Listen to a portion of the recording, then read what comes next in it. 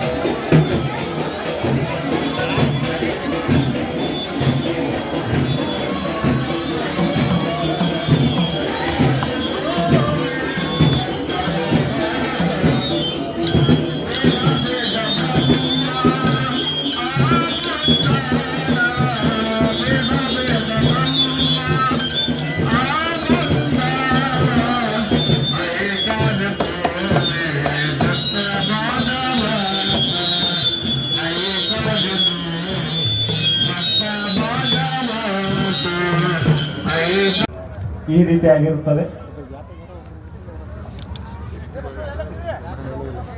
ಒಂದೇ ಮಾತರಂ ಗೀತೆ, ಸ್ವಾಗತ ಮತ್ತು ಪರಿಚಯ, ವೇದಿಕೆಯಲ್ಲಿ ಉಪಸ್ಥಿತರಿದ್ದಂಥ ಅತಿಥಿಗಳಿಂದ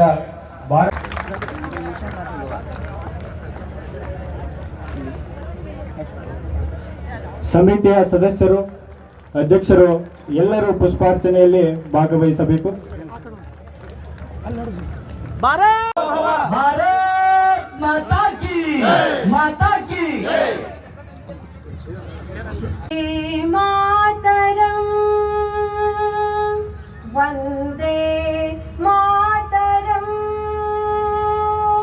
सुजलां सुफलां मलयज शीतलां सस्य श्यामलां मातरं ಪ್ರಚಾರ ಪ್ರಮುಖರು ರಾಷ್ಟ್ರೀಯ ಸ್ವಯಂ ಸೇವಕ ಸಂಘ ಕರ್ನಾಟಕ ಉತ್ತರ, ಇವರನ್ನು ಸಹ ಬೃಹತ್ ಹಿಂದೂ ಸಮ್ಮೇಳನ ಸಮಿತಿ ಬೇಗಿ ಮಂಡಲ ಪರವಾಗಿ ಹಾಗೂ ಸಮಾಜದ ಎಲ್ಲ ಹಿಂದೂ ಬಾಂಧವರ ಪರವಾಗಿ ಹೃದಯಪೂರ್ವಕವಾಗಿ ಈ ಒಂದು ಸಮಾರಂಭಕ್ಕೆ ಸ್ವಾಗತಿಸುತ್ತೇವೆ. ಇವರಿಗೆ ಸಮಿತಿಯ ಸದಸ್ಯರು ಅತ್ಯಂತ ಕ್ರಿಯಾಶೀಲರಾದಂಥ ಪರಮ ಪೂಜ್ಯರು ನಮ್ಮ ಸಮ್ಮುಖದಲ್ಲಿ ವೇದಿಕೆಯ ಮೇಲೆ ಇದ್ದಾರೆ.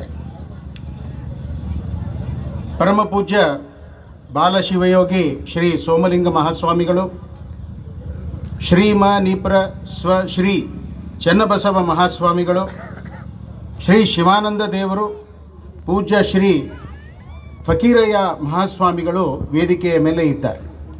ಅವರೆಲ್ಲರ ಶ್ರೀಪಾದಗಳಿಗೆ ಸಾಷ್ಟಾಂಗ ಪ್ರಣಾಮಗಳನ್ನು ಸಲ್ಲಿಸ್ತಾ ವೇದಿಕೆಯ ಮೇಲೆ ಇರತಕ್ಕಂತಹ ಹಿಂದೂ ಸಮ್ಮೇಳನದ ಸಮಿತಿಯ ಅಧ್ಯಕ್ಷರಾದಂತಹ ಶ್ರೀಯುತ ಚಂದ್ರಶೇಖರ್ ಕಟಗೇರಿಯವರೇ, ಅಲ್ಲಲ್ಲಿ ಹಿಂದೂ ಸಮ್ಮೇಳನಗಳು ನಡೀತಾ ಇದೆ. ಇದಕ್ಕಿಂತ ಮುಂಚೆ ಒಂದು ಶೋಭಾಯಾತ್ರೆ ನಡೀತು, ವಾದ್ಯಗಳು ಇತ್ತು. ಅನೇಕ ಮಕ್ಕಳು ಬೇರೆ ಬೇರೆ ವೇಷಗಳನ್ನು ಧರಿಸಿಕೊಂಡು, ಮಹಾಪುರುಷರ ವೇಷ ಧರಿಸಿಕೊಂಡು ಅವರು ಈ ಒಂದು ಯಾತ್ರೆಯಲ್ಲಿ ನಡೀತಾ ಬಂದರು. ಆ ತಾಯಿಯ ಮಗವನ್ನು ಕಂಡಾಗ ಆನಂದ ಏನು ಅಂತ ಹೇಳಿದ್ರೆ, ತಮ್ಮ ಮಕ್ಕಳನ್ನು ರಾಮನಾಗಿ, ಕೃಷ್ಣನಾಗಿ, ಮಹಾತ್ಮರನ್ನಾಗಿ ನೋಡ್ತಕ್ಕಂತಹ ಇಚ್ಛೆ. ಆ ರೀತಿ ಭಾರತಕ್ಕಾಗಿ ಯಾರ್ಯಾರು ಸೇವೆಯನ್ನು ಸಲ್ಲಿಸಿದ್ದಾರೋ ಆ ರೀತಿ ನಮ್ಮ ಮಕ್ಕಳಾಗಬೇಕು ಅಂಥೇಳಿ ಯೋಚನೆ ಮಾಡತಕ್ಕಂಥವರು ಇವತ್ತು ಎಷ್ಟು ಜನ? ಯಾಕೆ ಅಂತ ಹೇಳಿದ್ರೆ, ಸಾಮಾನ್ಯವಾಗಿ ಹಿಂದೂ ಅಂತ ಹೇಳಿದಾಗ ಈ ದೇಶದ ಮಣ್ಣಿನ ಮಕ್ಕಳು ಯಾರು ಅಂತ ಹೇಳಿದ್ರೆ ಹಿಂದೂಗಳೇ. ಈ ದೇಶ ಯಾವಾಗ ವೈಭವದಿಂದ ಇತ್ತು, ಅದಕ್ಕೆ ಕಾರಣ ಯಾರು? ಅದು ಹಿಂದೂಗಳೇ. ಈ ದೇಶ ಯಾವಾಗ ಅಧಃಪತನಕ್ಕೆ ಹೋತು, ನಾವು ಯುದ್ಧಗಳಲ್ಲಿ ಸೋತಿವಿ, ಅದಕ್ಕೆ ಕಾರಣ ಯಾರು ಅಂತ ಹೇಳಿದ್ರೆ ಅದು ಕೂಡ ಹಿಂದೂಗಳೇ. 2000 ವರ್ಷಗಳಿಗಿಂತ ಹಿಂದೆ ಅಲೆಕ್ಸಾಂಡರ್ ಜಗತ್ತನ್ನೇ ಗೆಲ್ತೀನಿ ಅಂತ ಹೇಳಿ ಭಾರತಕ್ಕೆ ಬಂದು ಗಂಗಾ ನದಿಯನ್ನು ದಾಟಲಿಕ್ಕೆ ಆಗಲಿಲ್ಲ, ವಾಪಸ್ ಹೋದವನು. ತನ್ನ ದೇಶವನ್ನ ಮುಟ್ಲಿಲ್ಲ ಗ್ರೀಕ್. ಮಾರ್ಗದ ಮಧ್ಯದಲ್ಲೇ ಅವನು ಸತ್ತೋದ. ಅವನ ಬೆನ್ನಿಗೆ ಗಾಯ ಆಗಿತ್ತು. ಬೆನ್ನಿಗೆ ಗಾಯ ಯಾವಾಗತ್ತೆ ಅಂತ ಹೇಳಿದಾಗ, ಅದು ವಾಪಸ್ ತಿರುಗಿ ಓಡ್ತಾ ಇರುವಾಗ, ಬದುಕಿದ್ರೆ ಸಾಕು ಅಂತ ಹೇಳಿ ಓಡಿ ಹೋಗ್ತಾ ಇದ್ದಂತಹ ಅಲೆಕ್ಸಾಂಡರ್ನನ್ನ ಸೋಲಿಸಿ ಅವನನ್ನು ವಧೆ ಮಾಡಿ ಕಳಿಸಿರ್ತಕ್ಕಂತಹ ದೇಶ ಇದು. ಆದರೆ ನಮ್ಮ ಮೇಲೆ ಯಾರ್ಯಾರು ದಂಡೆತ್ತಿ ಬಂದರು, ಗ್ರೀಕರು, ಹೂಣರು, ಕುಶಾನರು, ಮೊಘಲರು, ಪಠಾಣರು, ತುರುಕರು, ಪೋರ್ಚುಗೀಸರು, ಬ್ರಿಟಿಷರು, ಎಲ್ಲರನ್ನ ಸಹಿತ ಒಂದಿಲ್ಲ ಒಂದು ದಿನ ನಾವು ಓಡಿಸಿರ್ತಕ್ಕಂಥವರೇನೆ. ಕೆಲವು ಸಂದರ್ಭದಲ್ಲಿ ನಾವು ಸೋತಿರಬಹುದು, ಆದರೆ ಆ ಸೋಲು ಶಾಶ್ವತವಾದಂತಹ ಸೋಲು ನಮ್ಮ ಸಮಾಜಕ್ಕೆ ಆಗಿಲ್ಲ. ಆದರೆ ಗೆಲುವು ನಿರಂತರವಾಗಿದೆ. ಗುಜರಾತಿನ ಸೋಮನಾಥ ದೇವಾಲಯದ ಮೇಲೆ ಮಹಮ್ಮದ್ ಘಜನಿ 16-17 ಬಾರಿ ದಂಡೆತ್ತಿ ಬಂದು ಅಲ್ಲಿಯ ರತ್ನ, ವಜ್ರ, ವೈಢೂರ್ಯ ಇದನ್ನ ಕೊಳ್ಳೆ ಹೊಡ್ಕೊಂಡು ತನ್ನ ದೇಶಕ್ಕೆ ತಗೊಂಡೋದ. ಅಷ್ಟಾದರೂ ಸಹಿತ ಅವನನ್ನ ಓಡಿಸಿದ್ದು ಇದೇ ದೇಶದವರೇನೆ. ಆದರೆ 1093ನೇ ಇಸ್ವಿ ಮಹಮ್ಮದ್ ಗೋರಿ ಮೊಟ್ಟ ಮೊದಲ ಬಾರಿಗೆ ದೆಹಲಿಯ ಗದ್ದುಗೆಯನ್ನ ಹಿಡಿದು ಸುಲ್ತಾನನಾಗ್ತಾನೆ. ಅಲ್ಲಿವರೆಗೆ ಯಾರ್ಯಾರು ಬಂದಿದ್ರು ಅವರು ಬಂದ್ರು, ಇಲ್ಲಿ ಲೂಟಿ ಮಾಡಿದ್ರು, ಇಲ್ಲಿಂದ ತಗೊಂಡು ಹೋದ್ರು.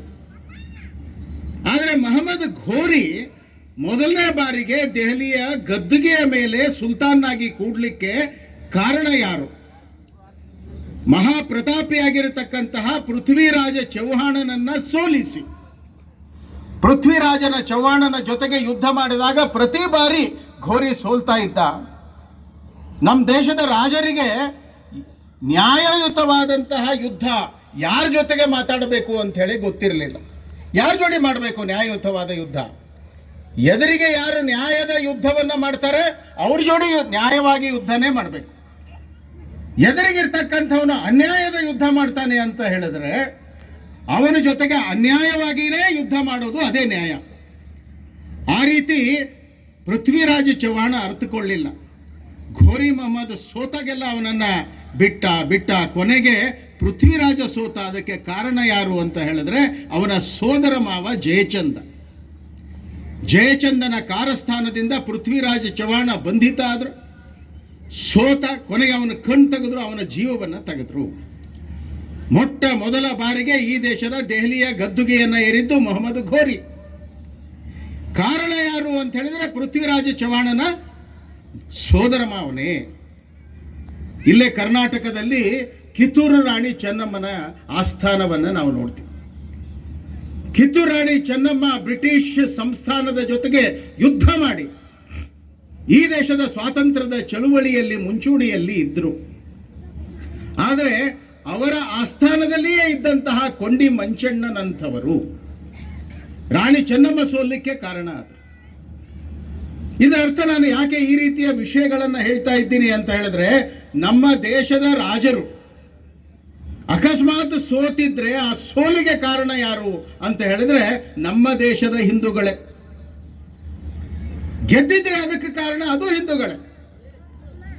ಈ ದೇಶದಲ್ಲಿ ಧರ್ಮಯುದ್ಧ ಅಂತ ಹೇಳಿ ಮಾಡಿದವರು ಯಾರು ಅಂತ ಹೇಳಿದ್ರೆ ಮೊಟ್ಟ ಮೊದಲ ಬಾರಿಗೆ ಶ್ರೀಕೃಷ್ಣ. ಮಹಾಭಾರತದ ಕಥೆಗಳನ್ನು ನಾವು ಕೇಳ್ತೀವಿ. ಕರ್ಣ ರಥ ಶರೀರದಲ್ಲಿ ಯಾವುದೇ ರೀತಿಯ ಶಸ್ತ್ರಾಸ್ತ್ರ ಕೈಯೊಳಗೆ ಏನಿಲ್ಲ. ರಥದ ಚಕ್ರವನ್ನ ಎತ್ತಬೇಕಾದ್ರೆ ಕೃಷ್ಣ ಹೇಳ್ತಾನೆ ಕರ್ಣನಿಗೆ, ಅರ್ಜುನನಿಗೆ ಹೊಡಿ ಅವನಿಗೆ. ಅವನ ಹತ್ರ ಯಾವುದೇ ಶಸ್ತ್ರಾಸ್ತ್ರ, ಬಿಲ್ಲು ಬಾಣ ಖಡ್ಗ ಏನಿಲ್ಲ, ಹೆಂಗ್ ಹೊಡೆಯೋದು? ನಾನು ಹೇಳ್ತೀನಿ ಹೊಡಿಗೆ. ಅರ್ಜುನ ಹೊಡೆದ. ಅವಾಗ ಕರ್ಣ ಪ್ರಶ್ನೆ ಕೇಳ್ತಾನೆ ಕೃಷ್ಣನಿಗೆ, ಇದು ಅನ್ಯಾಯ ಅಲ್ಲ, ಇದು ಯುದ್ಧದ ನಿಯಮ ಏನಿದು? ಅವಾಗ ಕೃಷ್ಣ ಕೇಳ್ತಾನ, ಯಾವ ಯುದ್ಧದ ನಿಯಮ ಹೇಳ್ತಾ ಇದ್ದಿ ಕರ್ಣ? ತುಂಬಿದ ಸಭೆಯೊಳಗೆ ದ್ರೌಪದಿಯ ಸೀರೆಯನ್ನು ಎಳಿತಾ ಇರಬೇಕಾದ್ರೆ ನೀನು ನಗತಾ ಕೂತಿದ್ದೆಲ್ಲ, ಅವಾಗ ಈ ಧರ್ಮ, ಈ ಅಧರ್ಮ, ಈ ನ್ಯಾಯ ನಿನಗೆ ನೆನಪಾಗ್ಲಿಲ್ಲ. ಚಕ್ರವ್ಯೂಹವನ್ನ ಭೇದಿಸಿದಂತಹ ಅಭಿಮನ್ಯುವಿನ ಕೈಗಳನ್ನ ಹಿಂದಿನಿಂದ ಬಂದು ಕತ್ತರಿಸಿದ್ರಲ್ಲ, ಅವಾಗ ನಿಮಗೆ ಈ ಒಂದು ನ್ಯಾಯ, ಈ ಧರ್ಮ ಇದು ನಮಗೆ ನೆನಪಿರಲಿಲ್ಲ. ಯಾರು ಅಧರ್ಮಿ ಇದ್ದಾರೋ ಅವ್ರ ಜೊತೆಗೆ ಅಧರ್ಮದಿಂದನೇ ಯುದ್ಧ ಮಾಡುವುದೇ ಧರ್ಮ. ಇದು ಕೃಷ್ಣನ ನೀತಿಯಾಗಿತ್ತು. ಇದನ್ನೇ ಮಹಾಭಾರತದ ಕೊನೆಗೆ ನಾವು ನೋಡ್ತೀವಿ. ದುರ್ಯೋಧನ ಅವನು ಭೀಮನಿಂದ ತಪ್ಪಿಸಿಕೊಂಡು ಹೋಗಿ ಎಲ್ಲಿ ಅಂದ್ರೆ ಒಂದು ಸರೋವರದಲ್ಲಿ ಹೋಗಿ ಅಡ್ಕೊಂಡು ಕೂತ್ಬಿಟ್ಟ. ನಾವು ಚಿಕ್ಕಂದಿನಿದ್ದಾಗ ಒಂದು ಪಾಠ ಓದ್ತಿದ್ವಿ. ಆ ಪಾಠದ ಹೆಡಿಂಗ್ ಏನು ಅಂತ ಹೇಳಿದ್ರೆ, ನೀರೊಳಗಿರ್ದು ಬೆಮರ್ತ ನುರಗ ಪತಾಕಂ. ಅಂದ್ರೆ ಮೇಲ್ ನಿಂತು ಭೀಮ ದುರ್ಯೋಧನಿಗೆ ಬೈತಾ ಇದ್ದ, ಸಿಟ್ಟಿಗೆದ್ದು ವಾಪಸ್ ಹೊರಗೆ ಬರಲಿ, ಅವನು ಯುದ್ಧ ಮಾಡಬೇಕು. ದುರ್ಯೋಧನ ಬರಲಿಲ್ಲ, ಆದ್ರೆ ಭೀಮ ಹಿಂಗ್ ಬೈತಿದ್ನಲ್ಲ, ಅವನು ನೀರೊಳಗೆ ಕೂತ್ಕೊಂಡಿದ್ದ, ಆದ್ರೆ ಅವನಿಗೆ ಬೆವರು ಬರ್ತಾ ಇತ್ತು. ನೀರೊಳಗಿರ್ದು ಬೆಮರ್ತ ನುರಗ ಪತಾಕಂ, ಉರಗ ಪತಾಕ ಒಂದು ಧ್ವಜ. ಕೊನೆಗೆ ಅವನು ಸಿಟ್ಟಿಗೆದ್ದು ಹೊರಗೆ ಬಂದ. ಇಬ್ಬರ ನಡುವೆ ಗದಾಯುದ್ಧ ಪ್ರಾರಂಭ ಆಯಿತು. ಆ ಸಮಯದಲ್ಲಿ ಅವರಿಬ್ಬರಿಗೂ ಗದೆಯನ್ನ ಕಲಿಸಿರತಕ್ಕಂತಹ ಬಲರಾಮ ಅಲ್ಲಿಗೆ ಬಂದ, ಕೃಷ್ಣನ ಅಣ್ಣ. ಇಬ್ಬರ ನಡುವೆ ಯುದ್ಧ ನಡೀತು. ಆ ಭೀಮನಿಗೆ, ಯಾರಿಗೆ ಭೀಮ ಹೊಡಿತಾ ಇದ್ದ, ದುರ್ಯೋಧನನಿಗೆ ಏನೂ ಆಗ್ತಾ ಇರಲಿಲ್ಲ. ಯಾಕಂದ್ರೆ ಅವನ ತಾಯಿಯ ಆಶೀರ್ವಾದದಿಂದ ಅವನ ಶರೀರ ಉಕ್ಕಾಗಿತ್ತು. ಆದರೆ ಕೃಷ್ಣನಿಗೆ ಗೊತ್ತಿತ್ತು ಅವನ ವೀಕ್ ಪಾಯಿಂಟ್ ಯಾವುದು ಅಂತ. ಅವಾಗ ಭೀಮನಿಗೆ ಅವನು ಒಂದು ಸಂಜ್ಞೆ ಮಾಡ್ದ, ಗದೆ ತಗೊಂಡು ತೊಡೆಗೆ ಹೊಡಿ ಅಂತ. ಅವಾಗ ಭೀಮ ಗದೆ ತಗೊಂಡು ತೊಡೆಗೆ ಹೊಡೆದ. ಅವಾಗ ದುರ್ಯೋಧನ ಬಿದ್ದ, ಒದ್ದಾಡ್ಲಿಕ್ಕೆ ಶುರು ಮಾಡಿದ, ಕೊನೆಗೆ ಪ್ರಾಣ ಬಿಟ್ಟ. ಅವಾಗ ಬಲರಾಮನಿಗೆ ಸಿಟ್ಟು ಬಂತು. ಯಾಕೆ ಅಂದ್ರೆ ಗದಾಯುದ್ಧದ ನಿಯಮ ಅದು ತೊಡೆಗೆ ಹೊಡಿ ಹಾಗಿಲ್ಲ, ಆದರೆ ನೀವು ಹೊಡೆದಿಯಲ್ಲ, ನಿಯಮವನ್ನು ಬಿಟ್ಟು ನೀ ಮಾಡಿದಿ, ಅದಕ್ಕೆ ನಾನೇ ನಿನಗೆ ಹೊಡಿತೀನಿ ಭೀಮನಿಗೆ ಅಂಥೇಳಿ ಗದೆಯನ್ನ ಎತ್ತಿದ ಯಾರು? ಬಲರಾಮ. ಅವಾಗ ಕೃಷ್ಣ ಬಂದ, ಅಣ್ಣ ಕುರುಕ್ಷೇತ್ರದ ಯುದ್ಧ ನಡಿಬೇಕಾದ್ರೆ ಇದು ಯಾವುದು ನನಗೆ ಕೌರವರು ಬೇಡ, ಪಾಂಡವರು ಬೇಡ ಅಂಥೇಳಿ ನೀನು ತೀರ್ಥಯಾತ್ರೆಗೆ ಹೋದಿ. ಯಾರ್ಯಾರು ಇಲ್ಲಿ ಮೋಸದಿಂದ ಯುದ್ಧ ಮಾಡಿದ್ರು ಆ ಸಂದರ್ಭದೊಳಗೆ ನೀ ಇದ್ದೇನು? ಹೀಗಾಗಿ ಈಗ ಬಂದು ನೀನು ಧರ್ಮದ ಮಾತು, ನ್ಯಾಯದ ಮಾತು, ನಿಯಮದ ಮಾತು ಹೇಳಲಿಕ್ಕೆ ನಿನಗೆ ಯಾವ ಅಧಿಕಾರನೂ ಇಲ್ಲ. ಹಾಗಾಗಿ ಯುದ್ಧ ಅಂತ ಹೇಳಿದ್ರೆ ಹೇಗೆ ಅಂತ ಹೇಳಿದ್ರೆ, ಯಾರು ನ್ಯಾಯವಾಗಿ ಯುದ್ಧ ಮಾಡ್ತಾರೋ ಅವ್ರ ಜೊತೆಗೆ ನ್ಯಾಯವಾಗಿ ಯುದ್ಧ, ಅದೇ ಧರ್ಮ. ಯಾರು ಅಧರ್ಮದಿಂದ ಯುದ್ಧ ಮಾಡ್ತಾರೋ ಅವ್ರ ಜೊತೆಗೆ ಅಧರ್ಮದಿಂದ ಯುದ್ಧ ಮಾಡುವುದೇ ಧರ್ಮ. ಇದು ಕೃಷ್ಣನ ನೀತಿ. ಇದನ್ನ ನಮ್ಮ ದೇಶದ ಒಟ್ಟು ಹೋರಾಟದಲ್ಲಿ ಇದನ್ನ ಅನುಸರಿಸಿದವರು ಯಾರು ಅಂತ ಹೇಳಿದ್ರೆ ಛತ್ರಪತಿ ಶಿವಾಜಿ ಮಹಾರಾಜರು. ವಿಜಯನಗರ ಸಾಮ್ರಾಜ್ಯ ಇಷ್ಟು ಉಚ್ಛ್ರಾಯ ಸ್ಥಿತಿಗೆ ಹೋಗಿತ್ತು ನಮ್ಮ ದೇಶದಲ್ಲಿ, ನಮ್ಮ ಪಕ್ಕದಲ್ಲಿಯೇ. ಅದು ಈಗ ಹಂಪೆ. ಆದರೆ ವಿಜಯನಗರ ಅರಸರು ಆಳತಕ್ಕಂತಹ ಕಾಲ ಕೃಷ್ಣದೇವರಾಯನ ಕಾಲದಲ್ಲಿ. ಅದಕ್ಕೆ ಒಂದು ಹಾಡು ಹೇಳ್ತಿದ್ವಿ ನಾವು, ಮುತ್ತು ರತ್ನಗಳನ್ನು ಬಳ್ಳದಿಂದ ಅಳೆದು ಮಾರಿದ, ದತ್ತಿ ದಾನ ಧರ್ಮಗಳಿಗೆ ತನ್ನ ಧನವ ತೂರಿದ. ಅಂದ್ರೆ ಮುತ್ತು ರತ್ನಗಳನ್ನ ಸೇರು ಸೊಲಿಗೆಯಿಂದ ರಸ್ತೆ ಮೇಲೆ ಇಟ್ಟುಕೊಂಡು ಮಾರ್ತಾ ಇದ್ರು. ಈಗ ನಾವು ಗ್ರಾಮು ಮಿಲಿಗ್ರಾಮು ಲೆಕ್ಕ ಹಾಕಿ ನಾವೀಗ ಖರೀದಿ ಮಾಡ್ತೀವಿ. ಅಂತಹ ಸಮೃದ್ಧಿ ಇರತಕ್ಕಂತಹ ಒಂದು ಸಾಮ್ರಾಜ್ಯ ನಮ್ಮ ಮಧ್ಯದಲ್ಲಿ ಇತ್ತು. ಆದರೆ ವಿಜಯಪುರದ ಆದಿಲಶಾಹಿಯ ಹೊಡೆತಕ್ಕೆ ಅಳಿಯ ರಾಮರಾಯ ಅವನು ರಾಜ ಆಗಿದ್ದಂತಹ ಕಾಲದಲ್ಲಿ ದೊಡ್ಡದಾದಂತಹ 17 ಲಕ್ಷ ಸೈನ್ಯ, ಸಣ್ಣ ಸೈನ್ಯ ಆದಿಲ್ ಶಾಹಿದು. ಆದರೆ ಅಳಿಯ ರಾಮರಾಯನ ಕತ್ತರಿಸಿದರು ಅನ್ನುವ ಕಾರಣಕ್ಕೆ ಅವನ ಇಡೀ ಸೈನ್ಯ ತಾಳಿಕೋಟೆ ಯುದ್ಧ, ಅಲ್ಲಿಯ ರಕ್ಕಸಗಿ ತಂಗಡಿಗೆ ಅಲ್ಲಿಂದ ಹಿಡಿದು ವಿಜಯನಗರದವರೆಗೆ ಓಡ್ತೋದು. ಪೂರ್ತಿ ವಿಜಯನಗರವನ್ನ ಕೊಳ್ಳೆ ಹೊಡೆದು ಅಲ್ಲಿಯ ಮುತ್ತು ರತ್ನಗಳನ್ನೆಲ್ಲ ಅದನ್ನು ಆದಿಲ್ ಶಾಹಿ ಲೂಟಿ ಮಾಡಿದ್ರು. ಈ ದೇಶ ಉಚ್ಛ್ರಾಯ ಸ್ಥಿತಿಗೆ ಹೋಗಲಿಕ್ಕೆ ಕಾರಣ ಯಾರು ಅಂದ್ರೆ ಹಿಂದೂ. ಈ ದೇಶ ಅಧಃಪತನಕ್ಕೆ ಹೋಗಲಿಕ್ಕೆ ಕಾರಣ ಯಾರು ಅಂತ ಹೇಳಿದ್ರೆ ಹಿಂದೂಗಳೇ. ಅದಕ್ಕಾಗಿ ಕಾಲಕಾಲಕ್ಕೆ ಹಿಂದೂಗಳು ನಾವು ಜಾಗೃತ ಆಗಬೇಕು, ಹಿಂದೂ ಒಂದಾಗಬೇಕು. ಹಿಂದೂ ಪರಸ್ಪರ ಜಗಳಾಡೋದಲ್ಲ. ಹಿಂದೂ ಅನ್ನುವಂಥದ್ದೇ ಒಂದು ವಿಶೇಷ. ಹಿಂದೂ ದೇಶ, ಹಿಂದೂ ಸಮಾಜ, ಹಿಂದೂ ಜನಾಂಗ, ಹಿಂದೂ ಧರ್ಮ, ಹಿಂದೂ ಸಂಸ್ಕೃತಿ, ಹಿಂದೂ ರಾಷ್ಟ್ರೀಯತೆ, ಇವೆಲ್ಲ ಶಬ್ದಗಳನ್ನು ನಾವು ಕೇಳ್ತೀವಿ. ಬರ್ತಾ ಬರ್ತಾ ನಾವು ಹಿಂದೂಗಳು ಒಂದೊಂದು ಸಂಗತಿಗಳನ್ನು ಜೀವನದಲ್ಲಿ ಉತ್ಕೃಷ್ಟತೆಯನ್ನು ಕಂಡಂಥವರು ನಾವು. ಯಾಕೆ ಅಂತ ಹೇಳಿದ್ರೆ ಒಂದೊಂದರೊಳಗೂ ಸಹಿತ ನಾವು ಉತ್ಕೃಷ್ಟತೆಯನ್ನು ಕಂಡುಹಿಡಿದಿದ್ದೀವಿ. ಮ್ಯಾನೇಜ್ಮೆಂಟ್ ಭಾಷೆಯಲ್ಲಿ ವ್ಯಾಲ್ಯೂ ಎಡಿಷನ್ ಅಂತ ಹೇಳ್ತಾರೆ. ಇವತ್ತು ಪಾಠ ಮಾಡಬೇಕಾದ್ರೆ ಕಬ್ಬಿಗೆ ಸಂಸ್ಕಾರ ಕೊಟ್ರೆ ಸಕ್ಕರೆ ಬರುತ್ತೆ, ಹಾಲಿಗೆ ಸಂಸ್ಕಾರ ಕೊಟ್ರೆ ತುಪ್ಪ ಬರುತ್ತೆ ಅಂತ ನಾವು ಹೇಗೆ ಹೇಳ್ತೀವಿ, ಹಾಗೆ ಮನುಷ್ಯನಿಗೆ ಸಂಸ್ಕಾರ ಕೊಟ್ರೆ ಅವನು ನಿಜ ಅರ್ಥದಲ್ಲಿ ಮನುಷ್ಯನಾಗ್ತಾನೆ. ಹಾಗಾಗಿ ನಾವು ಒಂದೊಂದರಲ್ಲಿನೂ ಸಹಿತ ನಾವು ವಿಶೇಷವನ್ನು ಕಂಡುಕೊಂಡಂಥವರು ನಾವು. ಸ್ನಾನ ಅಂತ ಹೇಳಿದಾಗ ಸ್ನಾನ ಯಾವಾಗ ಮಾಡಬೇಕು ಅಂತ ಹೇಳಿದಾಗ ಮೈ ಕೊಳೆ ಆದಾಗ ಸ್ನಾನ ಮಾಡೋದು, ಅದು ಒಂದು. ಆದರೆ ಮೈ ಕೊಳೆ ಆದಾಗ ಸ್ನಾನ ಮಾಡಬೇಕು, ನಿತ್ಯ ಸ್ನಾನ ಮಾಡಬೇಕು. ನಿತ್ಯ ಸ್ನಾನ ಮಾಡಬೇಕು. ನಿತ್ಯ ಸ್ನಾನ ಮಾಡಬೇಕು ಅಂದರೆ ಯಾವಾಗ ಮಾಡಬೇಕು? ಮುಂಜಾನೆ ಮಾಡಬೇಕು, ಮಧ್ಯಾಹ್ನ ಊಟ ಆದ್ಮೇಲೆ ಮಾಡಬೇಕು, ದೇವರ ಪೂಜೆ ಆದ್ಮೇಲೆ ಮಾಡಬೇಕು ಅನ್ನೋದು ಪ್ರಶ್ನೆ. ಬೆಳಿಗ್ಗೆ ಬೇಗನೆ ಎದ್ದು ಸ್ನಾನ ಮಾಡಿ ಪೂಜೆ ಮಾಡಬೇಕು, ಇದು ವ್ಯಾಲ್ಯೂ ಎಡಿಷನ್. ಹೀಗಾಗಿ ನಮ್ಮ ಬದುಕಿನಲ್ಲಿ ಒಂದೊಂದು ಸಂಗತಿಗಳು, ಮನೆಯ ಒಂದೊಂದು ವ್ಯವಸ್ಥೆಗಳು, ಸಮಾಜದ ಒಂದೊಂದು ಗುಡಿಗುಂಡಾರಗಳು, ಅದರಲ್ಲಿ ನಾವು ವ್ಯಾಲ್ಯೂ ಎಡಿಷನ್ ಮಾಡಿದ್ದೀವಿ. ಹೀಗಾಗಿ ಸ್ವಾಮಿ ವಿವೇಕಾನಂದರು ಭಾರತದ ಬಗ್ಗೆ ಹೇಳ್ತಾರೆ. ಭಾರತ ಅಂತ ಹೇಳಿದ್ರೆ ಎಂಥ ದೇಶ. ಅವರು 1893 ಇಸ್ವಿ ಸೆಪ್ಟೆಂಬರ್ 11ನೇ ತಾರೀಕು ಚಿಕಾಗೋದ ಧರ್ಮ ಸಂಸತ್ತಿನ ಮೇಲೆ ಅವರು ಹೇಳಿದ್ದು, ನಾನು ಅತ್ಯಂತ ಪ್ರಾಚೀನವಾಗಿರತಕ್ಕಂತಹ ಭಾರತದ ಸನ್ಯಾಸಿ ಪರಂಪರೆಯಿಂದ ನಾನು ಬಂದಿದ್ದೀನಿ. ನನ್ನ ದೇಶ ಎಂಥದ್ದು ಅಂತ ಹೇಳಿದ್ರೆ ಈ ಜಗತ್ತಿನ ಎಲ್ಲ ದೇವರನ್ನು ಸಹಿತ ಒಪ್ಪತಕ್ಕಂತಹ ಧರ್ಮದಿಂದ ನಾನು ಬಂದಿದ್ದೀನಿ. ಇದು ಈ ದೇವರು ಖರೆ, ಈ ದೇವರು ಸುಳ್ಳು ಅನ್ನುವಂತಹ ಧರ್ಮ ನಮ್ಮದಲ್ಲ. ಎಲ್ಲ ದೇವರೂ ಖರೇನೆ, ಅಂತ ಧರ್ಮದಿಂದ ನಾನು ಬಂದಿದ್ದೀನಿ. ಜಗತ್ತಿನಲ್ಲಿ ಯಾರ್ಯಾರು ತಮ್ಮ ದೇಶವನ್ನ ಕಳ್ಕೊಂಡು ಭಾರತಕ್ಕೆ ಬಂದಿದ್ದಾರೋ ಅವರಿಗೆ ಆಶ್ರಯ ಕೊಟ್ಟಂತಹ ದೇಶದಿಂದ ನಾನು ಬಂದಿದ್ದೀನಿ. ಇಸ್ರೇಲಿಗಳು ಭಾರತದಲ್ಲಿ ಇದ್ರು, ಭಾರತಕ್ಕೆ ಸ್ವಾತಂತ್ರ್ಯ ಸಿಕ್ಕ ನಂತರ ಅವರು ವಾಪಸ್ ಹೋದ್ರು. ಪಾರ್ಸಿಗಳು ಇವತ್ತು ಭಾರತದಲ್ಲಿಯೇ ಇದ್ದಾರೆ. ಅಂದ್ರೆ ಜಗತ್ತಿನಲ್ಲಿ ಯಾರಿಗೂ ದೇಶ ಸಿಗಲಿಲ್ಲ ಅಂತ ಹೇಳಿದ್ರೆ ಆಶ್ರಯ ಸ್ಥಾನ ಯಾವುದು ಅಂತ ಹೇಳಿದ್ರೆ ಅದು ಭಾರತ. ಹಾಗಾಗಿ ಭಾರತ ಅಂತ ಹೇಳಿದ್ರೆ ಇದ್ರ ಬಗ್ಗೆ ನಮಗೆ ಅಭಿಮಾನ ಬೇಕು. ನಾವು ಹೇಳ್ತೀವಿ ನಮ್ಮ ದೇಶದಲ್ಲಿ ಒಂದೊಂದು ವ್ಯಾಲ್ಯೂ ಎಡಿಷನ್ ಅಂತ ಹೇಳಿದ್ರೆ ದೇವರು ಅಂತ ಹೇಳಿದ್ರೆ ಯಾವ ದೇವರು ಒಳ್ಳೆಯವರು? ಅದಕ್ಕೆ ನಮ್ಮಲ್ಲಿ ಹೇಳಿದ್ರು ದೇವನೊಬ್ಬ ನಾಮ ಹಲವು. ದೇವನಿರೋರೊಬ್ಬನೇ, ಇದು ಭಾರತದ ವಿಶೇಷ. ಈ ದೇವರೇ ಖರೆ, ಇದು ಸುಳ್ಳು ಅನ್ನೋದು ಭಾರತದಲ್ಲಿ ಇಲ್ಲ. ಆಕಾಶಾತ್ ಪತಿತಂ ತೋಯಂ ಯಥಾಗಚ್ಚತಿ ಸಾಗರಂ ಸರ್ವದೇವ ನಮಸ್ಕಾರ ಕೇಶವಂ ಪ್ರತಿಗಚ್ಚತಿ.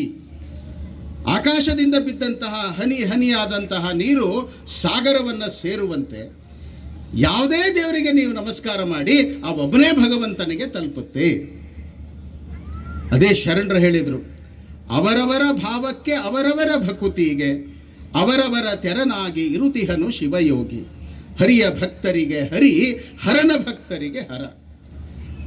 ಈ ರೀತಿ ದೇವನೊಬ್ಬ ನಾಮ ಹಲವು, ಇದು ನಮ್ಮ ಸಂಸ್ಕೃತಿಯ ವಿಶೇಷ. ನಮ್ಮಲ್ಲಿ ಪ್ರತಿಯೊಂದನ್ನು ತಾಯಿ ಅಂತ ಹೇಳಿ ನೋಡ್ತಕ್ಕಂಥದ್ದು ನಮ್ಮ ದೇಶದ ವಿಶೇಷ.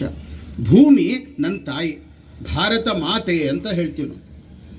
ಭಾರತ ಮಾತಾ ಕಿ ಜೈ ಅಂತ ಹೇಳ್ತೀವಿ. ಇದು ಭೂಮಿ ಮಾತ್ರ ಅಲ್ಲ, ಇದು ಮಾತೃಭೂಮಿ ಅಂತ ಹೇಳ್ತಕ್ಕಂತಹ ದೇಶ ನಮ್ದು.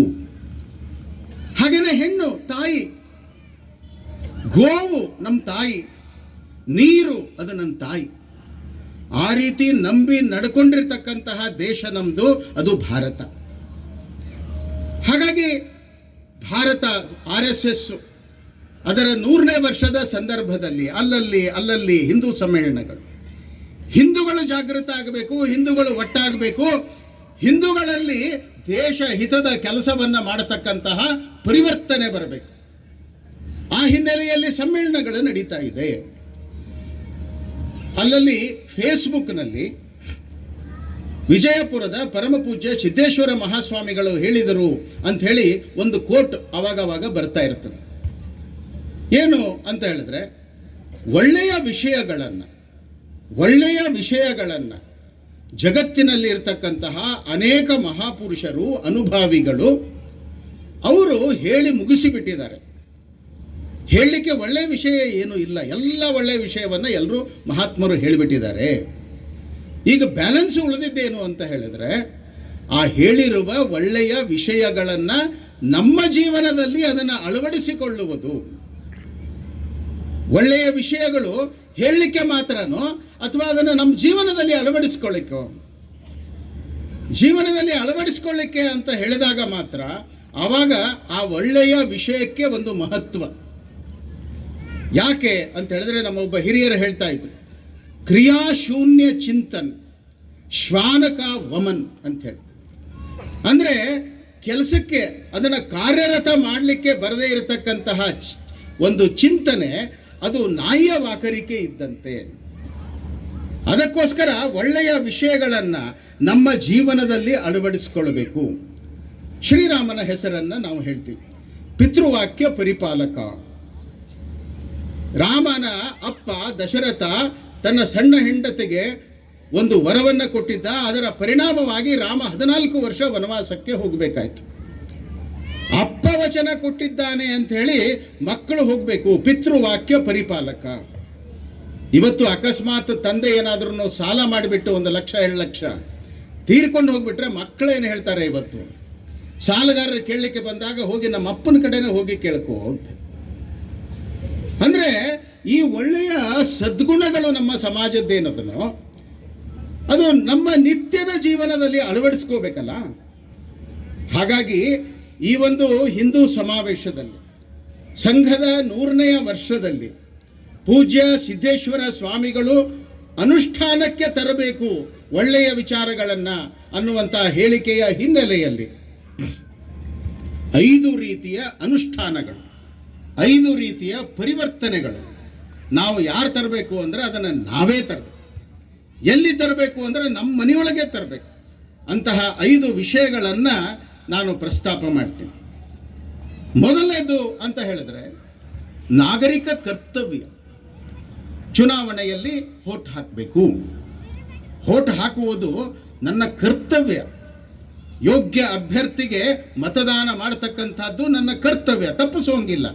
ಅಕಸ್ಮಾತ್ ಶುಕ್ರವಾರ ವೋಟಿಂಗ್ ಇದೆ, ಶನಿವಾರ ರವಿವಾರ ರಜೆ, ಅದಕ್ಕೆ ಎಲ್ಲಿಯೋ ನಾನು ಪಿಕ್ನಿಕ್ಗೆ ಹೋದೆ ಅಂತ ಹೇಳಿದ್ರೆ ಅದು ಈ ದೇಶಕ್ಕೆ ಮೋಸ ಮಾಡಿದಂತೆ. ಇದು ನಾಗರಿಕ ಕರ್ತವ್ಯ. ಇನ್ನು ಅನೇಕ ಸರ್ಕಾರದ ನಿಯಮಗಳಿದೆ. ನಾವು ಗಾಡಿ ನಡೆಸ್ತಾ ಇರ್ತೀವಿ, ಹೆಲ್ಮೆಟ್ ಹಾಕ್ತೀವ, ಕಾರ್ ನಡೆಸ್ತಾ ಇರ್ತೀವಿ, ಸೀಟ್ ಬೆಲ್ಟ್ ಹಾಕ್ತೀವ, ಕೆಂಪು ಸಿಗ್ನಲ್ ಕಾಣುತ್ತೆ ಅಲ್ಲಿ ಗಾಡಿಯನ್ನು ನಿಲ್ಲಿಸ್ತೀವ. ಇದು ನಿಯಮಗಳು. ಈ ನಿಯಮದ ಅನುಷ್ಠಾನವನ್ನು ಎಷ್ಟು ಮಾಡ್ತೀವಿ? ಪ್ರಾಯಶಃ ಬೀಳಿಗೆಯಲ್ಲಿ ಆ ಅನುಭವಕ್ಕೆ ಬರಂಗಿಲ್ಲ, ಸಿಗ್ನಲ್ಗಳು ಇರಲಿಕ್ಕಿಲ್ಲ.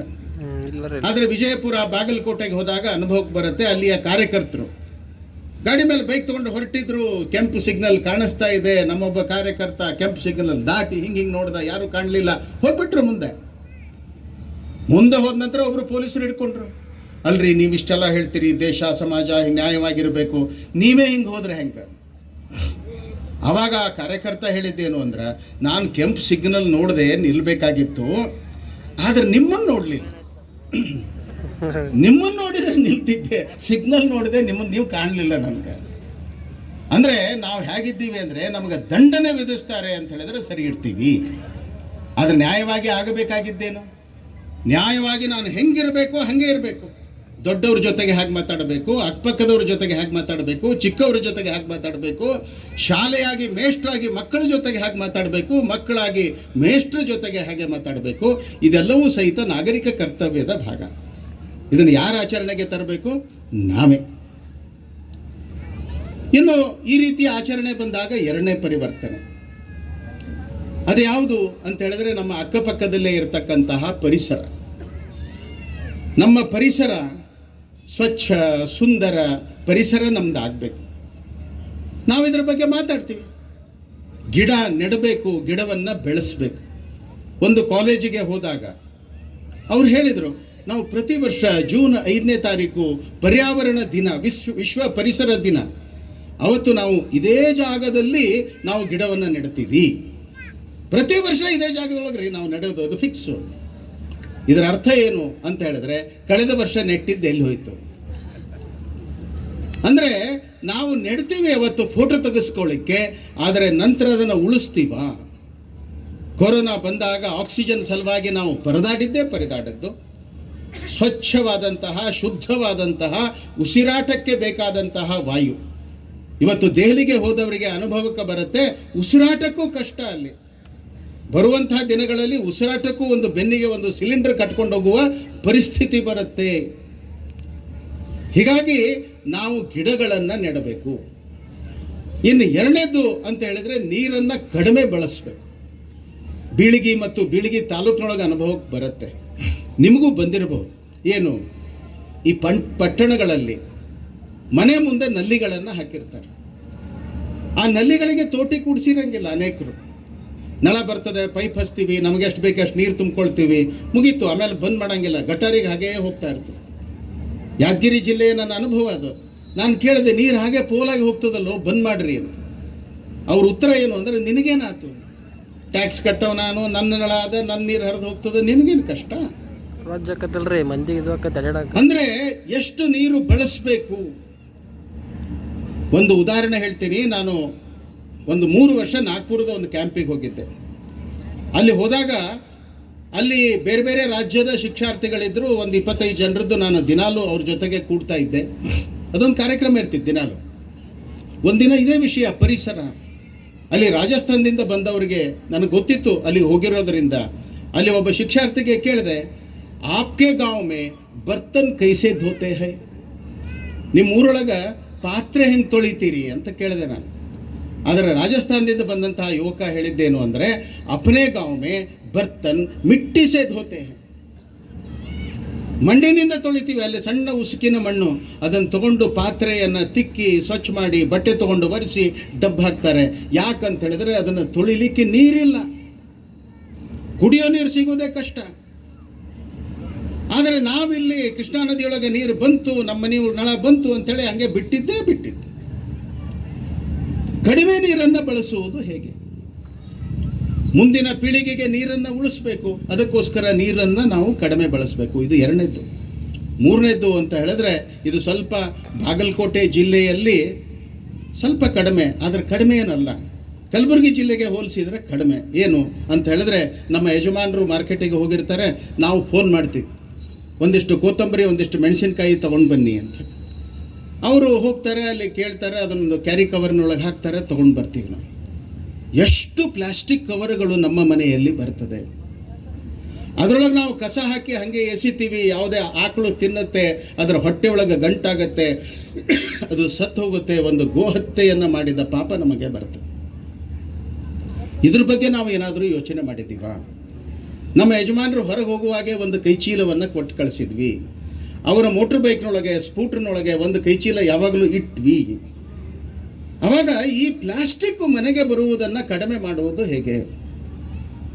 ಇದು ನಮ್ಮ ಪರಿಸರವನ್ನು ಹಾಳು ಮಾಡಲಿಕ್ಕಿರ್ತಕ್ಕಂತಹ ದೊಡ್ಡದಾದ ವಿಷಯ. ಹಾಗಾಗಿ ಪರಿಸರ ಅಂತ ಹೇಳಿದ್ರೆ, ಪೇಡ್ ಲಗಾವೋ, ಪ್ಲಾಸ್ಟಿಕ್ ಹಟಾವೋ, ಪಾನಿ ಬಚಾವೋ. ಅದನ್ನು ನಾವು ಮಾಡಿದ್ದೇ ಆದರೆ ಆವಾಗ ನಾವು ಪರಿಸರ ಅನ್ನುವಂತಹ ವಿಷಯವನ್ನು ನಾವು ಸಮರ್ಥವಾಗಿ ಅದನ್ನು ನಾವು ಮಾಡಬಹುದು. ಹೀಗಾಗಿ ಪಂಚಪರಿವರ್ತನೆ ಅನ್ನುವಂಥದ್ದು ಅದರ ಮೂರನೇ ವಿಷಯ ಅಂತ ಹೇಳಿದರೆ, ನಾವು ಸಮಾಜದಲ್ಲಿ ಯಾರ ಜೊತೆಗಿದ್ದೀವಿ ಅಂತ ಹೇಳಿದ್ರೆ, ನಮ್ಮ ಅಕ್ಕಪಕ್ಕದ ಜನರ ಜೊತೆಗೆ ಇದ್ದೀವಿ. ಅಕ್ಕಪಕ್ಕದ ಜನರ ಜೊತೆಗೆ ನಾವು ಎಷ್ಟು ಹೊಂದಾಣಿಕೆ ಮಾಡಿಕೊಂಡಿದ್ದೀವಿ. ಯಾಕೆ ಅಂತ ಹೇಳಿದ್ರೆ, ನಾವು ಇವತ್ತು ಸಹಿತ ಸಮಾಜ ಜೀವನದಲ್ಲಿ ಯಾರಾದರೂ ಮನೆಗೆ ಬಂದರೆ ಇವರು ಯಾರ ಪೈಕಿ ಅಂತ ಕೇಳೋರಿದ್ದಾರೆ. ನೀನು ಯಾರ ಪೈಕಿ ಅಂತ ಕೇಳಿ ಮನೆಯೊಳಗೆ ಕರಿತೀವಿ, ನೀನು ಯಾರ ಪೈಕಿ ಅಂತ ಕೇಳಿ ಅವನಿಗೆ ನೀರು ಕೊಡ್ತೀವಿ. ಅವ ಯಾರ ಪೈಕಿ ಅಂತ ಹೇಳಿದ ಮೇಲೆ ಅವನಿಗೆ ಪಡಸಾಲಿ ಒಳಗೆ ಕರಿಬೇಕು, ಅಡಿಗೆ ಮನೆಗೆ ಕರಿಬೇಕು ಅಂತ ಹೇಳಿ ನಿಶ್ಚಯ ಮಾಡ್ತೀವಿ. ಆದರೆ ನಮ್ಮ ಮೈಯೊಳಗೆ ಹರಿತಾ ಇರತಕ್ಕಂಥದ್ದು ರಕ್ತ ಒಂದೇ, ಕುಡಿಯುವುದೊಂದೇ ಜಲ, ಉಸಿರಾಡುವುದೊಂದೇ ಗಾಳಿ, ಹರಿಯುವುದೊಂದೇ ರಕ್ತವು, ನಮ್ಮಲ್ಲಿ ಭೇದವು ಏಕಾಗಿ. ಹೀಗಾಗಿ ಜಾತಿಗಳ ಮಧ್ಯದಲ್ಲಿ ಜಗಳ ಪ್ರಾರಂಭ ಆಗತ್ತೆ. ಸಿಟಿಗಳಿಗೆ ಹೋದರೆ ಅಷ್ಟು ಅನುಭವಕ್ಕೆ ಬರಂಗಿಲ್ಲ. ಅದರ ಗ್ರಾಮೀಣ ಪ್ರದೇಶದಲ್ಲಿ ಇವತ್ತು ಹೋದಾಗ, ನಾವು ಸಣ್ಣ ಸಣ್ಣ ಕಾರ್ಯಕ್ರಮಗಳಿಗೆ ಹೋದಾಗ, ಹನುಮಂತಿಯವ್ರ ಗುಡಿಗೆ ಒಂದು ಕಾರ್ಯಕ್ರಮ ಅಂತ ಹೋದರೆ ಒಂದಿಷ್ಟು ಜನ ಕಟ್ಟೆಯ ಕೆಳಗಡೆ ಕೂತಿರ್ತಾರೆ. ಮೇಲೆ ಬನ್ನಿ ಅಂತ ಹೇಳಿದ್ರೆ ಅವ್ರು ಹೇಳ್ತಾರೆ, ಇಲ್ರಿ ನಾವು ಇಲ್ಲೇ ಅಂತ. ಉಳಿದವ್ರಿಗೆ ಹೇಳ್ತೀವಿ ಅವ್ರನ್ನ ಕರೀರಿ, ಇಲ್ರಿ ಅವ್ರು ಅಲ್ಲೇ. ಇದು ಯಾವ ನ್ಯಾಯ? ನಮ್ಮಂತೆ ಕೈ, ಕಾಲು, ಕಣ್ಣು, ಮೂಗು ಇರತಕ್ಕಂತಹ ಮನುಷ್ಯನನ್ನು ನಾವು ದೂರ ಇಡ್ತಾ ಇದ್ದೀವಿ. ಯಾರಾದರೂ ಬಂದು ದೇವರ ಗುಡಿಯಲ್ಲಿ ಬಂದು ತಪ್ಪಿ ಮೂರ್ತಿಯನ್ನು ಮುಟ್ಟಿದರೆ ಮೂರ್ತಿ ಮೈಲಿಗೆ ಆಯಿತು ಅಂತ ನಾವು ಹೇಳ್ತೀವಿ. ಆ ರೀತಿ ಯಾರಾದರೂ ಹೇಳಿದರೆ ಅವಾಗ ನಾನು ಯೋಚನೆ ಮಾಡ್ತೀನಿ, ಏನು ಅಂದರೆ ನನ್ನ ಶಕ್ತಿ ಎಷ್ಟಿದೆ ಅಂತ ಹೇಳಿದ್ರೆ, ನಾನು ಮುಟ್ಟಿದರೆ ದೇವರೇ ಮೈಲಿಗೆ ಆಗ್ತಾನೆ. ದೇವರನ್ನು ಮೈಲಿಗೆ ಮಾಡ್ತಕ್ಕಂಥ ಶಕ್ತಿ ನನ್ನ ಹತ್ರ ಅದ ಅಂತ. ಆದರೆ ನಾವೇ ಒಂದು ಹೇಳಿವಿ, ಏನು ರಘುಪತಿ ರಾಘವ ರಾಜಾರಾಮ್ ಪತಿತ ಪಾವನ ಸೀತಾರಾಮ್. ಪತಿತರನ್ನು ಪಾವನರನ್ನಾಗಿ ಮಾಡತಕ್ಕಂಥವ್ರು ಯಾರು ಅಂದರೆ ಅವನು ರಾಮ ಅಂತ ಹೇಳ್ತೀವಿ. ಅಂದರೆ ಯಾರಾದರೂ ದೇವರ ಮೂರ್ತಿಯನ್ನು ಮುಟ್ಟಿದರೆ ಮುಟ್ಟಿದವ ಮಡಿ ಆಗ್ತಾನೆ ಹೊರತಾಗಿ ದೇವರೆಂದು ಮೈಲಿಗೆ ಆಗಂಗಿಲ್ಲ. ದೇವ್ರ ಹೆಂಗೆ ಮೈಲಿಗೆ ಆಗ್ಲಿಕ್ಕೆ ಸಾಧ್ಯದ? ನಾ ಮುಟ್ಟಿದೆ ಅಂದರೆ ನಾನು ಮಡಿ ಆದೆ. ಈ ರೀತಿ ಭಾವವನ್ನು ಆಚರಣೆಯಲ್ಲಿ ತರ್ತಕ್ಕಂಥದ್ದು ನಾನು ಹೇಳೋದು. ನಾವು ಹೇಳ್ತೀವಿ, ಇವನಾರವ ಇವನಾರವ ಇವನಾರವ ಎನ್ನದಿರಯ್ಯ, ಇವ ನಮ್ಮವ ಎನ್ನಿರಯ್ಯ. ಇದು ಗಂಟಲಿನಿಂದ ಮೇಲೆ ಮಾತ್ರ ಹೇಳಿದರೆ ಈ ಹೇಳಿದ್ದಕ್ಕೆ ಏನೂ ಪ್ರಯೋಜನ ಇಲ್ಲ. ಅಂತಃಕರಣದಿಂದ ಹೇಳ್ತೀವ, ಅನುಷ್ಠಾನಕ್ಕೆ ತರ್ತೀವ. ನಮ್ಮ ಮನೆಯಲ್ಲಿ ನಾನು ಅದೇ ರೀತಿ ನಾನಿದ್ದೀನಿ. ಇವನಾರವ ಎನ್ನದಿರಯ್ಯ, ಇವ ನಮ್ಮವ ಎನ್ನಿರಯ್ಯ. ಈ ಭಾವ ಬಂದಾಗ ಮಾತ್ರ ಆವಾಗ ಈ ಸಮಾಜ ಅದು ಚೆನ್ನಾಗಾಗತ್ತೆ. ನಾವೆಲ್ಲ ಸಮರಸದಿಂದ ಇರ್ತೀವಿ. ಜಾತಿಹೀನನ ಮನೆಯ ಜ್ಯೋತಿತಾ ಹೀನವೇ, ಜಾತಿ ವಿಜಾತಿ ಎನ್ನಬೇಡ, ಆ ದೇವನುಲಿದಾತನೇ ಜಾತ ಸರ್ವಜ್ಞ. ಸರ್ವಜ್ಞ ಹೇಳಿದ. ಆದರೆ ನಾವು ಏನು ಯೋಚನೆ ಮಾಡ್ತೀವಿ, ಅವ ಯಾವ ಜಾತಿ ಇವ ಯಾವ ಜಾತಿ. ಕುಲ ಕುಲ ಕುಲವೆಂದು ಹೊಡೆದಾಡದಿರಿ, ನಿಮ್ಮ ಕುಲದ ನೆಲೆಯನೇನಾದರೂ ಬಲ್ಲಿರ. ಆತ್ಮ ಯಾವ ಕುಲ, ಜೀವ ಯಾವ ಕುಲ, ತತ್ವೇಂದ್ರಿಯಗಳ ಕುಲ ಪೇಳಿರಯ್ಯ ಅಂತ ಹೇಳಿರ್ತಕ್ಕಂತಹ ಭಕ್ತ ಕನಕದಾಸ. ಈ ಮಹಾಪುರುಷರು ಹೇಳಿದ್ದು ಸಮಾಜವನ್ನು ಶುದ್ಧ ಮಾಡಲಿಕ್ಕೆ. ನಾವು ಅದನ್ನು ಗಂಟಲಿನಿಂದ ಬಾಯ್ಪಾಟ್ ಮಾಡ್ತೀವಿ, ಹೇಳ್ತೀವಿ. ಮತ್ತೆ ನಾವು ಯಾವ ಜಾತಿ, ಯಾರ ಪೈಕಿ? ಈ ಸಾಮಾಜಿಕ ಸಾಮರಸ್ಯದ ಭಾವ ಎಲ್ಲಿವರೆಗೆ ಬರಲ್ವೋ ಅಲ್ಲಿವರೆಗೆ ಈ ಸಮಾಜ ಚೆನ್ನಾಗಿ ಆಗಂಗಿಲ್ಲ. ಹಾಗಾಗಿ ಪಂಚಪರಿವರ್ತನೆಯ 3ನೆಯ ವಿಷಯವೇ ಸಾಮರಸ್ಯ. ನಾವೆಲ್ಲ ಒಂದು, ನಾವೆಲ್ಲ ಬಂಧು, ನಾವೆಲ್ಲ ಹಿಂದೂ. ಈ ಭಾವವನ್ನು ಇಟ್ಕೊಂಡು ಅದರಂತೆ ನಾವು ನಡ್ಕೊಂಡ್ರೆ ಆವಾಗ ಸಾಮರಸ್ಯ ಬಂತು ಅಂತ ಅರ್ಥ. ಪಂಚಪರಿವರ್ತನೆಯ 4ನೆಯ ವಿಷಯ ಅದು ಸ್ವ. ಸ್ವ ಅಂತ ಹೇಳಿದಾಗ ಯಾವುದು ಅಂತ ಹೇಳಿದ್ರೆ ನಂತನ. ನಮ್ಮನೆಯಲ್ಲಿ ನಮ್ಮ ಮನೆಯ ವಿಶೇಷ ಏನು, ನಮ್ಮನೆಯ ದೇವರು, ನಮ್ಮನೆಯ ಪದ್ಧತಿಗಳು, ನಮ್ಮನೆಯ ವಿಶೇಷ, ನನ್ನ ದೇಶದ ವಿಶೇಷ, ಅದರಂತೆ ನಾನಿರಬೇಕು. ಅದಕ್ಕಾಗಿ ನಾವು ಸ್ವ ಅನ್ನುವಂಥದ್ದು ಬಂದಾಗ ಹೇಳ್ತೀವಿ, ಸ್ವ ಅಂತ ಹೇಳಿದ್ರೆ ಏನು ಅಂದರೆ ಸ್ವಭಾಷಾ. ಸ್ವಭಾಷಾ ಅಂತ ಹೇಳಿದ್ರೆ ನಾವು ಮಾತಾಡ್ತಕ್ಕಂಥ ಭಾಷೆ ಅದು ನನ್ನ ಮಾತೃಭಾಷೆ. ಅದನ್ನು ನಾನು ಸಹಿ ಮಾಡ್ತೀನಿ ಬ್ಯಾಂಕ್ ಅಕೌಂಟು, ನನ್ನ ಡಾಕ್ಯುಮೆಂಟಿಗೆ, ಅದು ಮಾತೃಭಾಷೆಯ ಸಹಿ. ಅದನ್ನು ಇದು ನಾವೆಲ್ಲರೂ ಮಾಡ್ಕೊಳ್ಬಹುದಾದಂಥದ್ದು. ಕನಿಷ್ಠ ಏನು ಅಂತ ಹೇಳಿದ್ರೆ ಮಾತೃಭಾಷೆಯಲ್ಲಿ ಸಹಿ ಮಾಡ್ತಕ್ಕಂಥದ್ದು, ಇದು ಸ್ವಭಾಷಾ. ಇನ್ನು ಸ್ವಭೂಷ, ವೇಷ ಎಂಥದ್ದಿರಬೇಕು. ಈಗ ಇತ್ತೀಚೆಗೆ ಕೆಲವು ಕಡೆ ದೇವಸ್ಥಾನದ ಪ್ರವೇಶಗಳನ್ನು ಬಿಗಿ ಮಾಡಿದ್ದಾರೆ. ಯಾವ ರೀತಿ ಬಟ್ಟೆ ಹಾಕೊಂಡು ಬರಬೇಕು. ಫೇಸ್ಬುಕ್ನಲ್ಲಿ ಒಂದು ಸಣ್ಣ ವಿಡಿಯೋ, ಆ ಧರ್ಮಾಧಿಕಾರಿಗಳು ನಿಂತಿದ್ದಾರೆ, ಯಾವುದೋ ಒಂದು ಹುಡುಗಿ ಅರ್ಧಂಬರ್ಧ ಡ್ರೆಸ್ ಹಾಕೊಂಡು ಬಂದಾಗ ಆವಾಗ ಧರ್ಮಾಧಿಕಾರಿಗಳು ಹೇಳ್ತಾರೆ, ಈ ರೀತಿ ಡ್ರೆಸ್ ಹಾಕೊಂಡು ಬರಬಾರ್ದು. ಅವಾಗ ಮಗು ಹೇಳ್ತೆ, ಹುಡುಗಿ ತರುಣಿ, ಏನಾತ್ರಿ ನನ್ನ ಹಕ್ಕದ ದೇವಸ್ಥಾನಕ್ಕೆ ಬರೋದು? ಹೌದವಾ, ನೀನು ಬಟ್ಟೆ ಹಾಕೊಂಡು ಬಾ ಸರಿಯಾಗಿ. ಯಾವ ಬಟ್ಟೆಯನ್ನು ಎಲ್ಲಿ ಧರಿಸ್ಬೇಕು. ಸ್ವ ಅಂತ ಹೇಳಿದ್ರೆ ಇದು ಮನೆಯಲ್ಲಿ ಯಾವ ಬಟ್ಟೆ, ಹೊರಗೆ ಯಾವ ಬಟ್ಟೆ, ಸಭ್ಯವಾಗಿ ಇರತಕ್ಕಂಥದ್ದು ಯಾವುದು. ಇತ್ತೀಚೆಗೆ ಏನಾಗಿದೆ ಅಂದರೆ ಕಡಿಮೆ ಬಟ್ಟೆಯನ್ನು ಧರಿಸುವುದು ಫ್ಯಾಷನ್ ಹುಡುಗಿಯರಲ್ಲಿ ವಿಶೇಷವಾಗಿ. ಹಾಗಾಗಿ ಅನೇಕ ಅತ್ಯಾಚಾರದ ಘಟನೆಗಳು. ನಾವು ಅದರ ಬಗ್ಗೆ ಯೋಚನೆ ಮಾಡ್ತಾ ಇದ್ದೀವ? ಸಾಮೂಹಿಕ ಅತ್ಯಾಚಾರ ಆಯಿತು, ಅಲ್ಲಿ ಹಾಗಾಯಿತು ಹೀಗಾಯಿತು ಅಂತ ಹೇಳಿ ನೋಡ್ತೀವಿ. ತುಂಡು ಬಟ್ಟೆಯನ್ನು ಹಾಕೊಳ್ತಾರೆ. ಇವತ್ತು ಅನೇಕ ಜನ ಹುಡುಗಿಯರು ಫೇಸ್ಬುಕ್ಗಳಲ್ಲಿ ಆಮೇಲೆ ಇನ್ಸ್ಟಾದಲ್ಲಿ ಹೇಳ್ತಕ್ಕಂಥದ್ದೇನು ಅಂದರೆ ಮೈ ಬಾಡಿ ಮೈ ರೈಟ್, ನನ್ನ ಶರೀರ ನನ್ನ ಹಕ್ಕು, ನಾ ಎಷ್ಟರೆ ಹಾಕೋತೀನಿ, ನೀವ್ಯಾರು ಕೇಳೋರು. ಈ ರೀತಿ ಕೆಟ್ಟದಾದಂತಹ ಒಂದು ವಾತಾವರಣವನ್ನು ಸೃಷ್ಟಿ ಮಾಡತಕ್ಕಂಥದ್ದು ಈ ಸಮಾಜವನ್ನು ಹಾಳು ಮಾಡಲಿಕ್ಕೆ ಮಾಡುವ ವ್ಯವಸ್ಥೆ. ಅದು ಸ್ವಭೂಷ ವೇಷ. ಇನ್ನು ಮುಂದುವರೆದು ಸ್ವಭೋಜನ್, ನಮ್ಮ ಊಟ ಎಂಥದ್ದಿರಬೇಕು, ಅದು ಸ್ವ. ಬಾಗಲಕೋಟೆ ವಿಜಯಪುರ ಜಿಲ್ಲೆಯ ಊಟ ಅಂತ ಹೇಳಿದ್ರೆ ಅದು ಸ್ವಾದಿಷ್ಟವಾದಂತಹ ಊಟ. ಬೀಳಿಗೆಯೊಳಗಿದ್ದವರಿಗೆ ಅನುಭವಕ್ಕೆ ಕಡಿಮೆ. ಸ್ವಲ್ಪ ವಿಜಯಪುರಕ್ಕೆ ಹೋದ್ರಿ, ಹುಬ್ಬಳ್ಳಿಗೆ ಹೋದ್ರಿ, ಮಂಗಳೂರಿಗೆ ಹೋದ್ರಿ, ಅಲ್ಲಿ ಅನುಭವಕ್ಕೆ ಬರ್ತಕ್ಕಂಥದ್ದು ಪಿಜ್ಜಾ ಬರ್ಗರ್. ಇಲ್ಲೇನು ಝೊಮ್ಯಾಟೊ ಇದು ಬಂದೋದಿಲ್ಲ ಗೊತ್ತಿಲ್ಲ ನನಗೆ, ಇಲ್ಲಿ. ಆದರೆ ಈ ಪಿಜ್ಜಾ ಬರ್ಗರು ಇದನ್ನು ತಿನ್ನಬೇಕು ಅಂಥೇಳಿ ಬಾಯಿ ಚಪಲ.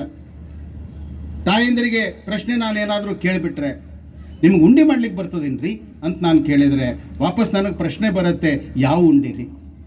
ಹೆಸರಿಟ್ಟಿನ ಉಂಡಿನೋ, ಬೇಸನ್ ಉಂಡಿನೋ, ಬೂಂದೆ ಉಂಡಿನೋ, ಶೇಂಗಾ ಉಂಡಿನೋ, ಅಳ್ಳು ಉಂಡಿನೋ, ಎಳ್ಳು ಉಂಡಿನೋ, ಎಷ್ಟು ಉಂಡಿಗಳು. ಒಂದು 50 ರೀತಿಯ ಉಂಡಿಗಳು ನಮ್ಮಲ್ಲಿ ತಯಾರಾಗುತ್ತೆ, 16 ರೀತಿಯ ಹೋಳಿಗೆಗಳು ತಯಾರಾಗುತ್ತೆ. ಆದರೂ ನಾವು ಪಿಜ್ಜಾ ಬರ್ಗರ್ನ ಹಿಂದೆ ಬೆನ್ನು ಹತ್ತುತ್ತಾ ಇದ್ದೀವಿ, ಕೇಕಿನ ಹಿಂದೆ ಬೆನ್ನು ಹತ್ತಾ ಇದ್ದೀವಿ. ಹ್ಯಾಪಿ ಬರ್ತ್ಡೇ ಹೆಸರಿನಿಂದ ಮನೆಗೆ ತಂದು ಕೇಕನ್ನು ಇಟ್ಟು ಮೊಂಬತ್ತಿ ಹಚ್ಚಿ ಉಫ್ ಅಂತ ಹೇಳಿ ಊದತಕ್ಕಂಥದ್ದು. ಇದು ಸ್ವಭೋಜನ್. ಯಾವುದು ಸತ್ವಯುತವಾದಂತಹದ್ದು ಮನೆಯೊಳಗನೆ ಅಮ್ಮ ಮಾಡಿರ್ತಕ್ಕಂಥದ್ದು, ಅದು ಹೈಜೆನಿಕ್, ಹೆಚ್ಚು ಶುದ್ಧವಾಗಿ ಇರತಕ್ಕಂಥದ್ದು. ಅದನ್ನು ನಮ್ಮ ಮನೆಯಲ್ಲಿ ನಾವು ಆಚರಣೆ ಮಾಡ್ತೀವಿ, ಅದು ಸ್ವಭೋಜನ್. ಇನ್ನು ಸ್ವಭವನ್, ನಮ್ಮ ಮನೆಗಳು ಅದು ಹಿಂದೂ ಪದ್ಧತಿಯ ಮನೆಗಳಾಗಿದೆಯಾ? ಯಾವ ಫೋಟೋ ಹಾಕಿದ್ದೀವಿ, ದೇವ್ರ ಮನೆಯಲ್ಲಿದೆ, ಯಾವ್ಯಾವ್ದು ಎಲ್ಲೆಲ್ಲಿದೆ, ಇದು ಸ್ವಭ್ರಮಣ. ನಾವು ಎಲ್ಲೋ ಟೂರ್ ಹೋಗ್ಬೇಕಾಗಿದ್ದೆ ಮನೆಯ ಮಂದಿ, ನಾವು ಊಟಿ ಹೋಗ್ಬೇಕೋ, ಕೊಡೈಕೆನಾಲಿಗೆ ಹೋಗ್ಬೇಕೋ, ಅಥವಾ ಪ್ರಯಾಗಕ್ಕೆ ಹೋಗ್ಬೇಕೋ, ರಾಮೇಶ್ವರಕ್ಕೆ ಹೋಗ್ಬೇಕೋ, ಕಾಶಿಗೆ ಹೋಗ್ಬೇಕೋ, ಅಥವಾ ನಮಗೆ ಮಸ್ತಿ ಇತ್ತು ಅಂದರೆ ಛತ್ರಪತಿ ಶಿವಾಜಿ ಮಹಾರಾಜರು ಎಲ್ಲೆಲ್ಲಿ ಸುತ್ತ ಹಾಕಿದ್ರು ಅಲ್ಲಿಗೆ ಪ್ರವಾಸ ಮಾಡಬೇಕು. ನಮ್ಮ ಭ್ರಮಣದಲ್ಲಿ ಸ್ವ ಇರಬೇಕು. ಅದಕ್ಕೆ ಪಂಚಪರಿವರ್ತನೆಯ 4ನೇ ವಿಷಯ ಅದು ಸ್ವ, ನಂದು. ಅದನ್ನು ನಾವು ಅನುಷ್ಠಾನಕ್ಕೆ ತರಬೇಕು. ಪಂಚಪರಿವರ್ತನೆಯ 5ನೇದ್ದು, ಅದು ಕೊನೆಯದು, ನಾವೆಲ್ಲ ಇರತಕ್ಕಂತಹ ಜಾಗ ಅದು ಯಾವುದು ಅಂದರೆ ನಮ್ಮ ಮನೆ. ನಮ್ಮ ಮನೆಯ ಬಗ್ಗೆ ನಾವು ಯೋಚನೆ ಮಾಡಬೇಕು. ಜಗತ್ತಿನ ಬೇರೆಯ ದೇಶದ ಜನರು ಭಾರತಕ್ಕೆ ಬಂದು ಭಾರತದ ಮನೆಗಳ ಬಗ್ಗೆ ಅಧ್ಯಯನವನ್ನು ಮಾಡ್ತಾ ಇದ್ದಾರೆ. ನಾವು ನಮ್ಮ ಮನೆಗಳ ಬಗ್ಗೆ ತಿರಸ್ಕಾರವನ್ನು ತಂದಿದ್ದೀವಿ. ಇಲ್ಲಿ ಇರ್ತಕ್ಕಂಥವ್ರು ಯಾರ್ಯಾರಿಗೆ 40ಕ್ಕಿಂತ ಹೆಚ್ಚು ವಯಸ್ಸಾಗಿದೆಯೋ ಅವ್ರು ನೆನ್ಪು ಮಾಡ್ಕೊಳ್ಳಿ, ನೀವು ಸಣ್ಣವರಿದ್ದಾಗ ನಿಮ್ಮ ಮನೆ ಹೇಗಿತ್ತು? ಮನೆ ಸಣ್ಣದಿತ್ತು, ಆದರೆ ಮನೆಯೊಳಗೆ ಮಂದಿ ಜಾಸ್ತಿ ಇದ್ರು, ಜನ ಜಾಸ್ತಿ ಇದ್ರು. ಸಂಜೆ ಆಯಿತು ಅಂತ ಹೇಳಿದ್ರೆ ಜಮಖಾನೆ ಹಾಸೋದು, ಗಾದಿ ಹಾಸೋದು, ಸಾಲ್ಕ್ ಮಲ್ಕೊಳ್ಳೋದು, ಮುಂಜಾನೆ ಎದ್ದು ಕೂಡಲೇ ಎಲ್ಲ ಜಮಖಾನೆ ಮಡಚೋದು, ಇದೊಂದು ಕಾರ್ಯಕ್ರಮ ಮನೆಯೊಳಗೆ ನಡೀತಾ ಇತ್ತು. ಆನಂದವಾಗಿ ಇದ್ವಿ. ಮನೆ ಸಣ್ಣದಿತ್ತು, ಮಂದಿ ಜಾಸ್ತಿ ಇತ್ತು. ಇವತ್ತು ನಮ್ಮ ಮನೆ ಹೇಗಾಗ್ಯಾವ ಅಂತ ಹೇಳಿದ್ರೆ ಮನೆ ದೊಡ್ಡವಾಗ್ಯಾವ, ಆದರೆ ಮಂದಿ ಕಡಿಮೆ ಆಗಿದ್ದಾರೆ. ಇದು ನಮ್ಮ ಮನೆಯ ಇವತ್ತಿನ ಪರಿಸ್ಥಿತಿ. ನಮ್ಮ ಜನಸಂಖ್ಯೆ ಕಡಿಮೆ ಆಗ್ತಾ ಇದೆ, ಮನೆಯೊಳಗಿರುವ ಜನ ಕಡಿಮೆ ಆಗ್ತಾ ಇದ್ದಾರೆ. ಹಾಸಿಗೆ ಹಾಸುವಂತಹ ಅಗತ್ಯವೇ ಇಲ್ಲ, ಬೆಡ್ರೂಮ್ನೊಳಗೆ ಯಾವಾಗಲೂ ಹಾಸಿದ್ದೇ ಇರುತ್ತೆ. ಇದು ಇವತ್ತಿನ ನಮ್ಮ ಮನೆಗಳು. ಹಾಗಾಗಿ ನಮ್ಮ ಮನೆ, ನಮ್ಮ ಪೂಜಾ ಪದ್ಧತಿ, ಯಾವಾಗ ಟಿವಿ ನೋಡಬೇಕು, ಯಾವಾಗ ನೋಡಬಾರ್ದು, ಯಾವ ಸಂಸ್ಕಾರವನ್ನು ಮನೆಯಲ್ಲಿ ಕೊಡಬೇಕು ಅನ್ನುವಂಥದ್ದು ಕೊಡದೇ ಇದ್ದರೆ ಈ ರೀತಿ ಅತ್ಯಾಚಾರಿಗಳು, ಅನಾಚಾರಿಗಳು ತಯಾರಾಗ್ತಾರೆ. ಇದಕ್ಕೆ ಕಾರಣ ಯಾವುದು ಅಂದರೆ ನಮ್ಮ ಮನೆ. ಅನೇಕ ಜನ ಕೆಲಸ ಮಾಡುವವರು ಬೆಳಗ್ಗಿನಿಂದ ರಾತ್ರಿಯವರೆಗೆ ಕೆಲಸ ಮಾಡಿ ಮಾಡಿ ಮಾಡಿ ಮಾಡಿ ಸುಸ್ತಾಗಿ ಕೊನೆಗೆ ಎಲ್ಲಿಗೆ ಬರ್ತಾರೆ ಅಂದರೆ ಮನೆಗೆ ಬರೋದು. ಅದಕ್ಕೆ ಹೆಸರಿಟ್ಟಿದ್ದೇನು ಅಂದರೆ ಮನೆ ಅಂತ ಹೇಳಿದ್ರೆ ಏನು ಅಂದರೆ ಮನಸ್ಸಿಗೆ ನೆಮ್ಮದಿಯನ್ನು ಕೊಡ್ತಕ್ಕಂತಹ ತಾಣ, ಅದು ಮನೆ. ಆದರೆ ಆ ಮನೆಯ ಬಗ್ಗೆ ನಾವು ಯೋಚನೆ ಮಾಡ್ತಾ ಇಲ್ಲ. ಇವತ್ತು ಮನೆಯ ಪದ್ಧತಿಗಳು, ಮನೆಯೊಳಗೆ ಕೊಡಬೇಕಾದ ಸಂಸ್ಕಾರಗಳು, ಅಪ್ಪನಿಗೆ ಅಪ್ಪ, ಅವನಿಗೆ ಅವ್ವ ಅನ್ನುವಂಥದ್ದನ್ನು ನಾವು ತೆಗೆದು ಹಾಕ್ತಾ ಇದ್ದೀವಿ. ಪ್ರಾಯಶಃ ಇಲ್ಲಿರೋರೊಳಗೆ 190% ತಾಯಂದಿರು ಮಮ್ಮಿಗಳಾಗಿದ್ದಾರೆ. ಅಪ್ಪಂದಿರೇನು ಡ್ಯಾಡಿ ಆಗಲಿಲ್ಲ, ಆದರೆ ಅವ್ವಂದಿರು 90% ಮಮ್ಮಿಗಳಾಗಿದ್ದಾರೆ. ಬಸ್ನಲ್ಲಿ ಟ್ರೈನಲ್ಲಿ ಹೋಗ್ಬೇಕಾದ್ರೆ ಅನುಭವಕ್ಕೆ ಬರುತ್ತೆ. ಎಲ್ಲ ಗಂಡ್ಮಕ್ಕಳು ಅಂಕಲ್ಗಳು, ಎಲ್ಲ ಹೆಣ್ಮಕ್ಕಳು ಆಂಟಿಗಳು. ಮಾಮ, ಮಾಮಿ, ದೊಡ್ಡಪ್ಪ, ಚಿಕ್ಕಪ್ಪ, ಕಾಕ, ಕಾಕು, ಮಾವಶಿ, ಅಬಚಿ, ಈ ಶಬ್ದಗಳು ಎಲ್ಲಿ ಹೋಯಿತು? ಯಾವುದನ್ನ ಮನೆಯಲ್ಲಿ ನಾವು ಹೇಳಿಕೊಡಬೇಕು, ಬಾಂಧವ್ಯ, ಮಾಮ ಅಂದ್ರೇನು, ಕಾಕ ಅಂದ್ರೇನು, ವ್ಯತ್ಯಾಸ ಇದೆ. ಅಂಕಲ್ ಒಂದೇ ಅಲ್ಲ, ಆಂಟಿ ಒಂದೇ ಅಲ್ಲ. ಆದರೆ ಅದನ್ನು ನಮ್ಮ ಮನೆಯಲ್ಲಿ ನಾವು ಕಲಿಸ್ತೀವ? ಇದನ್ನ ಕಲಿಸಿದ್ರೆ ಅವಾಗ ನಮ್ಮ ಮನೆ ಅದು ಚೆನ್ನಾಗಿರುತ್ತೆ. ಇದೆಲ್ಲವೂ ದೇಶವನ್ನ ಚೆನ್ನಾಗಿ ಮಾಡುತ್ತೆ. ಹೀಗಾಗಿ ಸಾಮಾಜಿಕ ಪರಿಸರದಲ್ಲಿ ಹಿಂದೂ ಧರ್ಮ, ಹಿಂದೂ ಸಂಸ್ಕೃತಿ, ಹಿಂದೂ ಸಮಾಜ ಇದು ಚೆನ್ನಾಗಾಗಬೇಕು ಅಂತ ಹೇಳಿದ್ರೆ ಈ ಪಂಚ ಪರಿವರ್ತನೆಗಳು ಅನುಷ್ಠಾನಕ್ಕೆ ಬರಬೇಕು. ಇದನ್ನು ಯಾರು ಮಾಡಬೇಕು ಅಂದರೆ ನಾನು ಮಾಡಬೇಕು. ನಾನು ಅಂದರೆ ನಾನಂತಲ್ಲ, ಎಲ್ಲರೂ ಅನ್ಕೋಬೇಕು ನಾನೇ, ನಮ್ಮನೆ, ನಾನು ಮಾಡಬೇಕು. ಆವಾಗ ಮಾತ್ರ ಸಮಾಜದ ಎಲ್ಲ ಸಂಗತಿಗಳು ಸರಿಯಾಗತ್ತೆ. ಇದು ಸಮಾಜದ ಒಳಗಿನ ಕೊರತೆಗಳು. ಸಮಾಜದ ಹೊರಗಿನ ಕೊರತೆಗಳು ಇದೆ. ನಮ್ಮ ಸಮಾಜದ ಮೇಲೆ ಹೊರಗಿನ ಆಕ್ರಮಣ ಇದೆ. ಒಳಗಿನ ಆಕ್ರಮಣ ಅಂದರೆ ಇದು 5 ಏನು ಹೇಳಿದೆ, ಇದು ಒಳಗಿಂದು ನಾವೇ ಸರಿ ಮಾಡ್ಕೋಬೇಕು. ಆದರೆ ನಮ್ಮ ಸಮಾಜ ಹಾಳು ಮಾಡಲಿಕ್ಕೆ ಹೊರಗಿನಿಂದನೂ ಸಾಕಷ್ಟು ಹೊಡೆತಗಳಿದೆ. ಅದನ್ನು ಸಹಿತ ನಾವು ಸರಿ ಮಾಡಬೇಕಾಗಿದೆ, ಅದನ್ನು ಸಹಿತ ಎದುರಿಸಬೇಕಾಗಿದೆ. ಯಾವುದು ಅಂತ ಹೇಳಿದಾಗ ಜಿಹಾದ್ ಅಂತ ಹೇಳಿ ನಾವು ಹೇಳ್ತೀವಿ.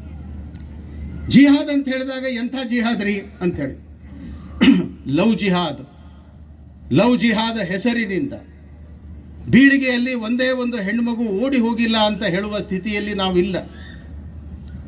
ವಿಜಯಪುರ, ಬಾಗಲಕೋಟೆ ಅಂತಲೇ ಪ್ರತಿ ತಿಂಗಳು 1-2 ಹಿಂದೂ ಹುಡುಗಿಯರು ಓಡಿ ಹೋಗ್ತಾರೆ ಲವ್ ಜಿಹಾದ್ ಹೆಸರಿನಿಂದ.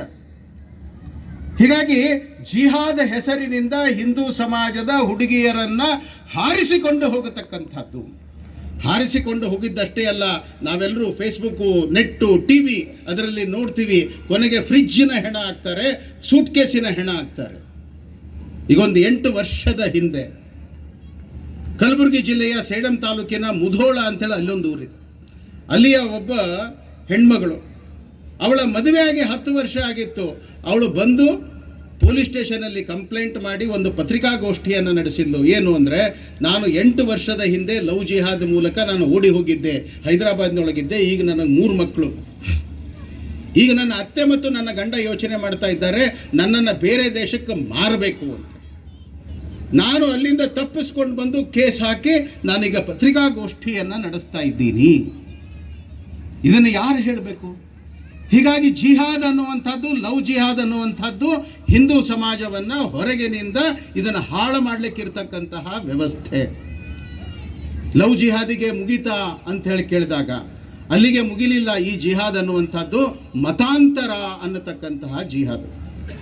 ಕೆಲವರನ್ನ ಮುಸಲ್ಮಾನರಾಗಿ ಮತಾಂತರ ಮಾಡ್ತಾರೆ, ಇನ್ನು ಕೆಲವು ಚರ್ಚ್ಗಳು ಹಿಂದೂಗಳನ್ನ ಕ್ರಿಶ್ಚಿಯನ್ರಾಗಿ ಮತಾಂತರವನ್ನ ಮಾಡ್ತಾರೆ.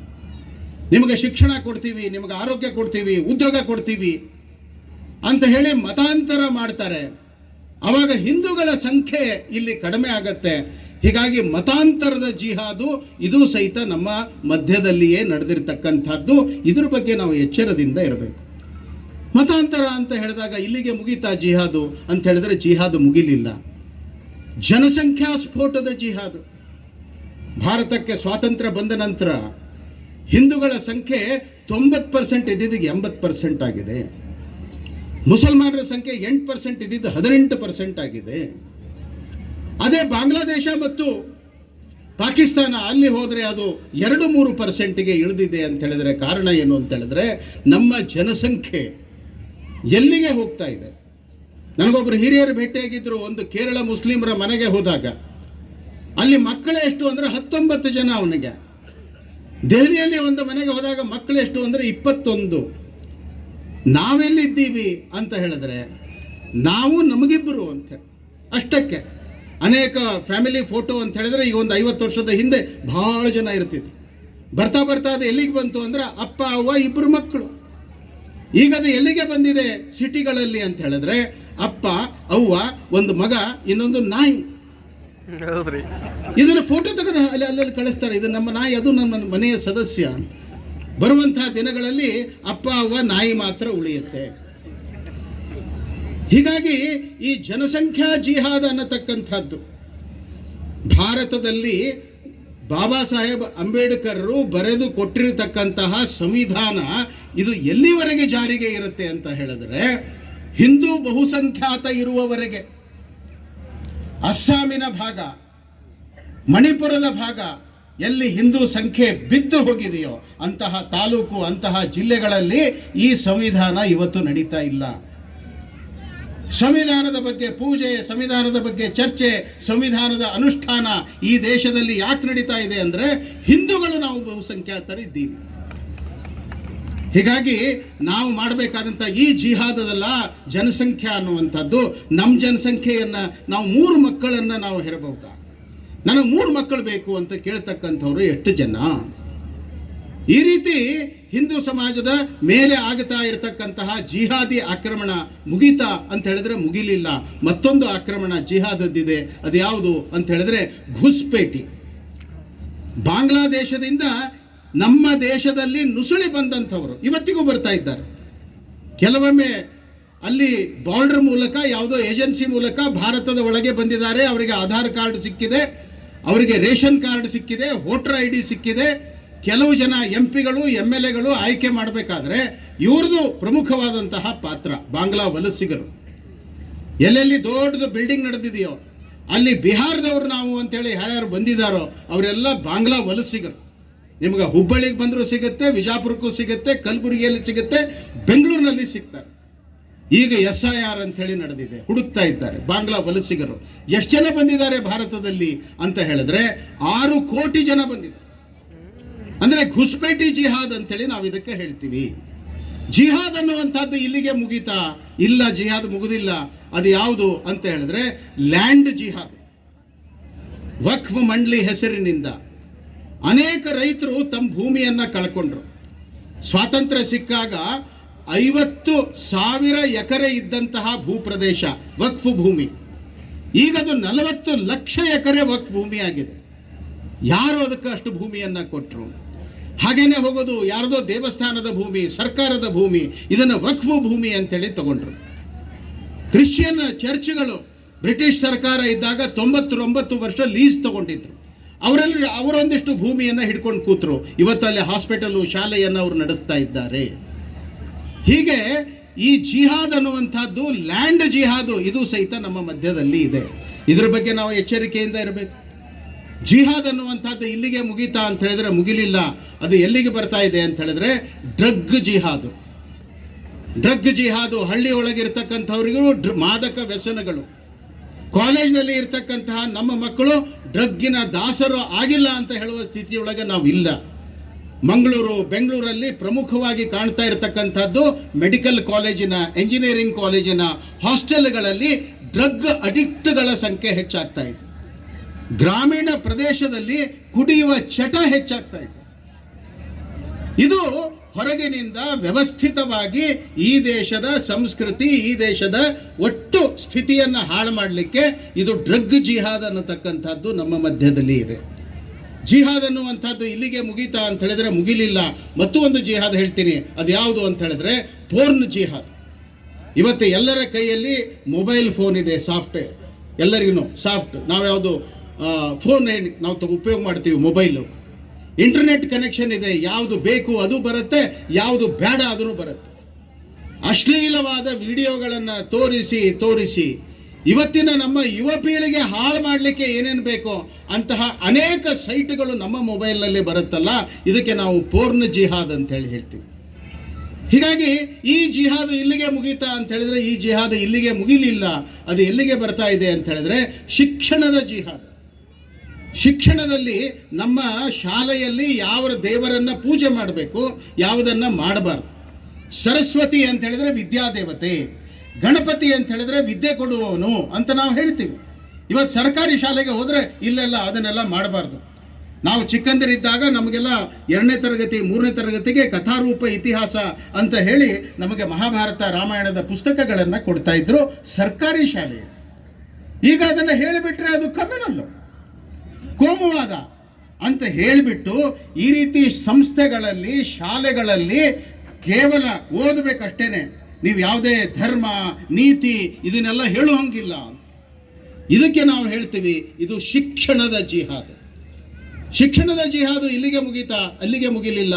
ಆರ್ಥಿಕವಾಗಿ ಈ ದೇಶವನ್ನು ಹಾಳು ಮಾಡಲಿಕ್ಕೆ ಆರ್ಥಿಕವಾದಂತಹ ಜಿಹಾದ್ ಇಲ್ಲಿ ನಡೆಯುತ್ತೆ. ಆರ್ಥಿಕ ಜಿಹಾದ್ ಅಂತ ಹೇಳಿದ್ರೆ ಹೇಗೆ ಅಂತ ಹೇಳಿದ್ರೆ, ಅನೇಕ ನಮ್ಮಲ್ಲಿರುವಂತಹ ಹಿಂದೂ ಇಂಡಸ್ಟ್ರಿಯಲಿಸ್ಟ್ಗಳು ದೊಡ್ಡವರು ಎಲ್ಲ ಟ್ಯಾಕ್ಸ್ ಕಟ್ತಾರೆ. ಆದರೆ ಟ್ಯಾಕ್ಸ್ ಕಟ್ಟದೇ ಇರತಕ್ಕಂತಹ ದೊಡ್ಡ ಪ್ರಮಾಣದ ಜನ ಇದ್ದಾರೆ. ಅವರಿಗೆ ಟ್ಯಾಕ್ಸನ್ನು ಹೇಗೆ ಕದಿಬೇಕು? ಈ ದೇಶದಲ್ಲಿ ಆರ್ಥಿಕ ಅಸಮತೋಲನ, ರಸ್ತೆಯೊಳಗಿಟ್ಟು ಮಾರಾಟ ಮಾಡೋದು, ಆದರೆ ಟ್ಯಾಕ್ಸ್ ಕಟ್ಟದೇನೆ ಮಾರಾಟ ಮಾಡತಕ್ಕಂಥದ್ದು, ಆರ್ಥಿಕವಾಗಿ ಇಂಬ್ಯಾಲೆನ್ಸ್ ಮಾಡತಕ್ಕಂತಹ ಜಿಹಾದು, ಅದು ಸಹಿತ ವ್ಯವಸ್ಥಿತವಾಗಿ ಈ ದೇಶದಲ್ಲಿ ನಡೆಯುತ್ತೆ.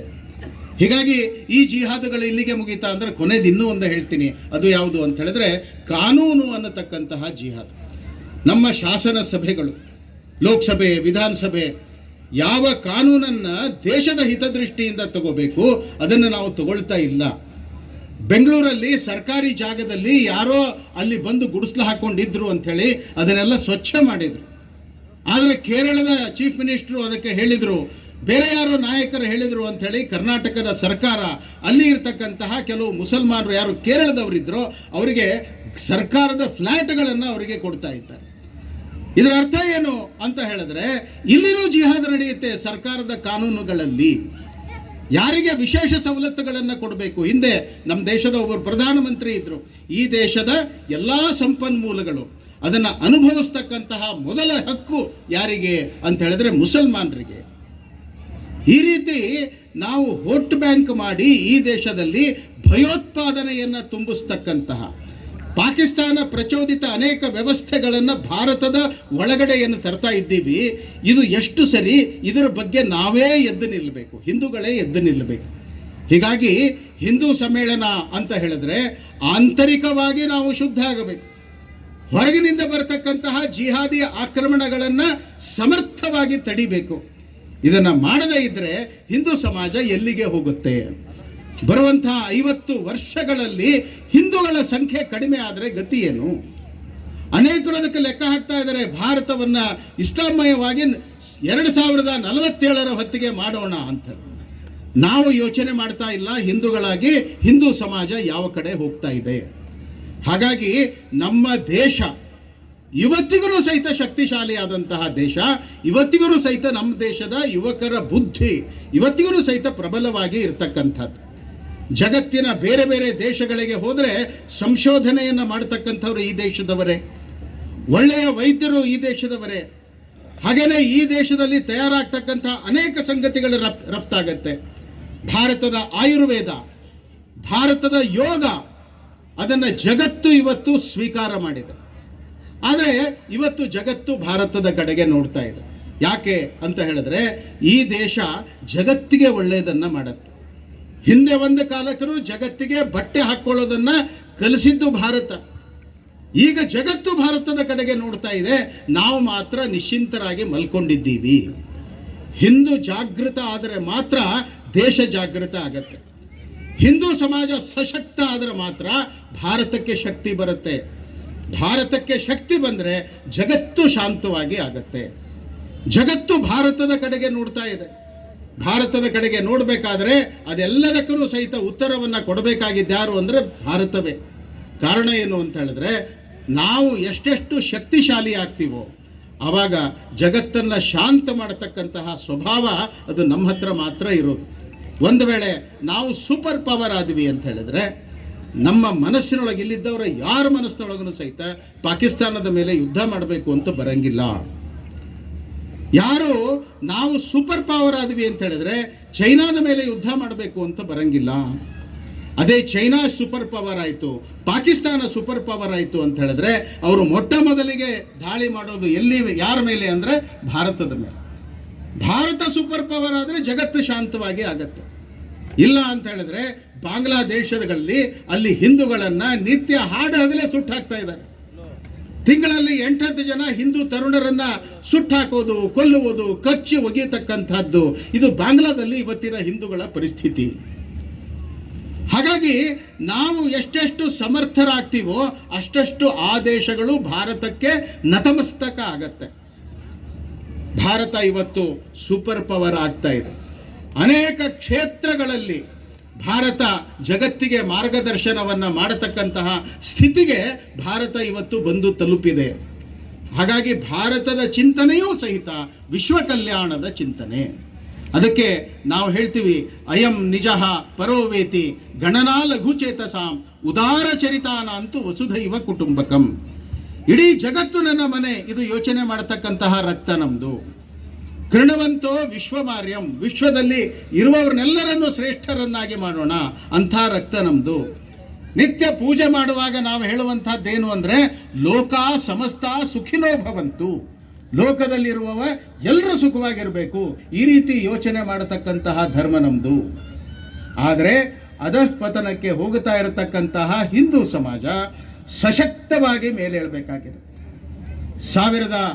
ವಿವೇಕಾನಂದರು ಆ ಕಾಲದಲ್ಲಿ ಮಾತಾಡಬೇಕಾದ್ರೆ ಅವ್ರು ಹೇಳಿದರು, ಯಾರು ತನಗಾಗಿ ಮಾತ್ರ ಬದುಕ್ತಾರೋ ಅವರ ಬದುಕೇ ಅಲ್ಲ. ಅಂದರೆ ಸಂತಾನ ಉತ್ಪತ್ತಿ, ಮನೆ ಮಾಡೋದು, ಹೊಟ್ಟೆಗೆ ಗಳಿಸುವಂಥದ್ದು, ಇದು ಪಶು ಪ್ರಾಣಿ ಪಕ್ಷಿ ಅವೆಲ್ಲ ಮಾಡ್ತವೆ. ಯಾರು ತನಗಾಗಿ ಮಾತ್ರ ಬದುಕ್ತಾರೋ ಆ ಬದುಕೇ ಅಲ್ಲ. ಯಾರು ಇತರರಿಗಾಗಿ ಸ್ವಲ್ಪ ಆದರೂ ಬದುಕ್ತಾರೋ ಅವರ ಬದುಕೇ ನಿಜವಾದ ಬದುಕು. ಹಾಗಾಗಿ ಹಿಂದೂ ಸಮಾಜದ ನಾವೆಲ್ಲರೂ ಸಹಿತ ನಮ್ಮ ಜೀವನದಲ್ಲಿ ನಮ್ಮ ಮನೆ, ನಮ್ಮ ಒಟ್ಟು ಆಸ್ತಿ, ನಮ್ಮ ಉದ್ಯೋಗ, ನಮ್ಮ ಗಳಿಕೆ ಇವೆಲ್ಲದರ ಮಧ್ಯದಲ್ಲಿ ಸಮಾಜದ ಕೆಲಸವನ್ನು ಮಾಡೋಣ, ಒಂದಷ್ಟು ಒಳ್ಳೆಯ ಕೆಲಸಗಳನ್ನು ಮಾಡೋಣ. ಆವಾಗ ಭಾರತಾಂಬೆ ಜಗದಂಬೆ ಆಗ್ತಾಳೆ, ಭಾರತ ಜಗದ್ಗುರು ಆಗತ್ತೆ. ಭಾರತ ಶಕ್ತಿಶಾಲಿ ಮಾತ್ರ ಅಲ್ಲ, ಭಾರತ ಜಗತ್ತಿನ ಗುರುವಿನ ಸ್ಥಾನದಲ್ಲಿ ನಿಂತು ಜಗತ್ ಕಲ್ಯಾಣದ ಕೆಲಸವನ್ನು ಮಾಡುವುದು ಯಾರ ಆಧಾರದ ಮೇಲೆ ಅಂತ ಹೇಳಿದ್ರೆ ಈ ದೇಶದ ಹಿಂದೂಗಳ ಒಂದು ಅವಲಂಬನೆಯ ಮೇಲೆ ಮಾಡತಕ್ಕಂಥದ್ದು. ಹಾಗಾಗಿ ನಾವು ಶಕ್ತಿಶಾಲಿ ಆಗಬೇಕು, ನಾವು ಧೈರ್ಯವಂತರಾಗಬೇಕು, ಸಶಕ್ತರಾಗಬೇಕು, ಸಮಾಜ ಹಿತದ ಕೆಲಸ ಮಾಡಬೇಕು. ಅಂತಹ ಶಕ್ತಿ, ಸಾಮರ್ಥ್ಯ, ಸ್ಫೂರ್ತಿ, ಹುಮ್ಮಸ್ಸು ಇದನ್ನು ಆ ಶ್ರೀ ಪರಮೇಶ್ವರ ನಮಗೆಲ್ಲರಿಗೂ ನಿತ್ಯ ನೂತನವಾಗಿ ನೀಡಲಿ ಅಂತ ಹೇಳ್ತಾ ನನ್ನ 4 ಮಾತನ್ನು ಮುಕ್ತಾಯ ಮಾಡ್ತೀನಿ. ಎಲ್ರಿಗೂ ನಮಸ್ಕಾರ.